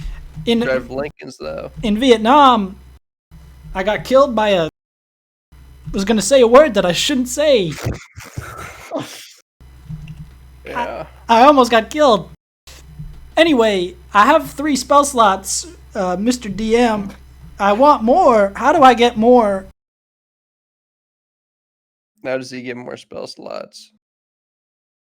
How do I You need to bring yourself some more smushed gushers next time so you can share with the rest of the class. Oh, okay. I forgot to ask. Call that DM inspiration. Right, okay. Yeah, that makes sense. I'm Christopher Walken. I forgot to ask you, where is your accent from? My accent's from the internet. That's true. That's pretty true. You can't argue with that. I'd like to go to McDonald's after the game. Do you guys want to come with me? Of course. Only if you're paying. Well, I'm an old man now. I'm 85. I can't pay no more. I'm gonna die soon. What was the last movie you were in, Christopher Walken? The Hateful Eight. I really loved you in Big Fat Liar. Was I in that? I don't remember. My brain doesn't work too good anymore. Yeah, some Hollywood big shot stole your script. You had to get it back. Can my druid turn into Christopher Walken? From what? Are you asking if you can shapeshift as yourself? Yes, I am.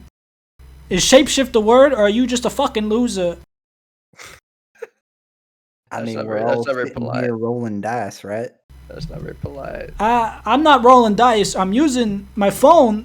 I have the dice app on my phone. It's bigger. Are you rolling your phone? No, I press the buttons. It shakes. You rolling coal? Are you okay? I'm about to roll on out of here since we're all out of gushers. No, I went to the corner store last night. I bought a couple of beef jerkies. Would you like a beef? I don't like Slim Jims. I'm a vegan. Are you really a vegan? Is that real? Yes. Yeah. DM, would you like some beef jerky? I gotta say, I'm not a jerky fan. I like to jerk though. I was gonna say that I could jerky you off. Whoa. Is that out of line for D&D? I don't play this game very often. Do the people not say that? Now, I got a proposition for you, okay? I'm all ears. Matthew McConaughey with a pussy. Oh, shit. Or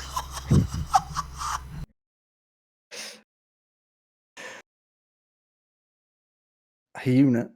You know that Asian girl? Yes, of with course. Bacon balls. With bacon balls? What are you going for? Did you say with bacon balls? With bacon balls. With dick and balls. Oh, with dick and balls. Dick and Matthew, balls. who do you take? Yourself with a vagina or Hyuna from... I'd fuck myself with a pussy. I think I would also take Matthew McConaughey with a vagina or a penis. What about... Why not both? Are you saying you want to fuck him?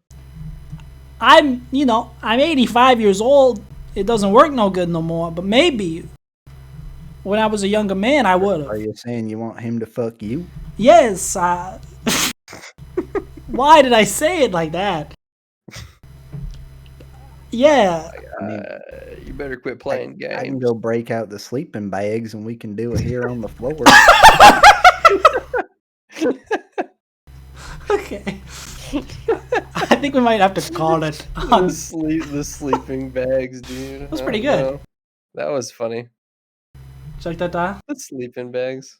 Yeah, that was something. That was something. Good pod, dude. Okay. Well, thank you for watching the Negative 72 Manufacturing Consent podcast with your hosts, DMB, Flowers, Gabe, and me, yourself, and I, Kill Pestle.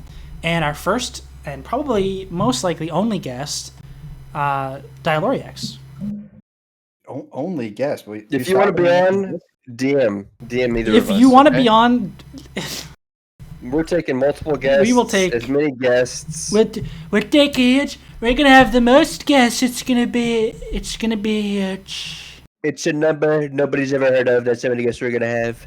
We're gonna have Kapanen and he's gonna come on. We're gonna interview him for 10 minutes. We're gonna get out of here. Get out of here, Kapanen. You're a loser. You're a loser. Kapanen, you're a loser. We're gonna have Tony Flo on. I love Tony Flo. He's a big fan of Trump. He's a big Trump fan, Tony Flo. He told me that himself. He said I'm a huge Tony Flo. I'm a huge Trump fan. Oh my god. That was good. That was a really good impression, Liam. Nice. That was impressive. Dyal, would you recommend this podcast to people to come on, other people? Yeah, absolutely. This was a lot of fun. Hell yeah. How would you compare it to the face-off? To the face-offs you did? I liked how it wasn't entirely hockey ? Centric, which the face-off tends to be entirely that. So true. Okay, well there you go. Glowing recommendation from Dyal, and we'll quote that. I liked it. I will be watching the future episodes. 100%. I don't think there's going to be any. Hey, fingers crossed. Well, okay. I will be watching the hypothetical future episodes. Who would come on? You're going to need to make sure that you get timestamps for the improv sessions at the end. That's going to be critical. Who's going to come onto this show? The quality of each episode is going to be determined by the quality of the improv. I think that improv was pretty good. Who else would you like? Who would you say like you're the producer? Who's our next guest? Who should we look for? Oh man, you see, you need somebody who's willing to talk about a lot of shit, and that's going to be the tough part. Is finding somebody who's willing to say a lot of those things to you, or reveal a lot of that type of stuff. Like I would say, Tony's usually a really good conversationalist. But I don't think he'd reveal a lot of the things that I was willing to today. Well, you did reveal quite a lot. Open book. Open book. You were really an open book. I respect you for that. You know who probably would reveal a lot of it? Gabe. I was just thinking Gabe. Is it bad that I was just thinking Gabe? Like, Gabe would probably tell you anything you wanted to know. I think he might have to be the next guest. That would be good. He's got to be, right? He's like, I think he has. I'm actually unironically considering this now because he's got some stuff that he thinks that he will tell you. Like, he will say it, and he's not afraid to say it, and it's like out there. Like it's. Yeah, you will get very colorful responses. Okay, well that, you know what, that maybe that's next in line.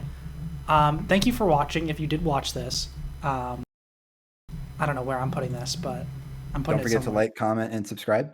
Yeah, please turn on do. the notification bell. Yeah, please ring the bell. Please ring the bell. Please. Or follow if this is Twitch. It's not on. It's not on Twitch. So I wouldn't search Yet. it. It might be. It might be. Yeah. You can upload a video to Twitch still. Pretty Can sure. you? Yeah, pretty sure. Okay, that might have You to go could there also then. choose to just like stream the VOD on Twitch as if it's a live thing. Ooh, that's really. That's good. Okay, I'm gonna think about it. Let's end here. Everyone, say, do you have anything you want to plug? Hockey question mark. No. Nothing you want to plug. What about your guild? No, nothing to plug here. So Okay, well, I think everyone. Download and sorry play that hockey was question mark. disappointing. Download and play hockey question mark. Download it. Sign up for LHL. Everybody who's watching this is playing hockey question mark probably while they're watching it. So Also, It's fine. if you haven't, pressure pain into finishing TEH. yeah, Very important. We're Buy gonna it. need that. We're gonna need that thing. All right. Well, There you go. solid. There's my shout out. Shout out to Payne for potentially keeping the community alive. A solid 2 hours and 55 minutes. damn. We bid you adieu.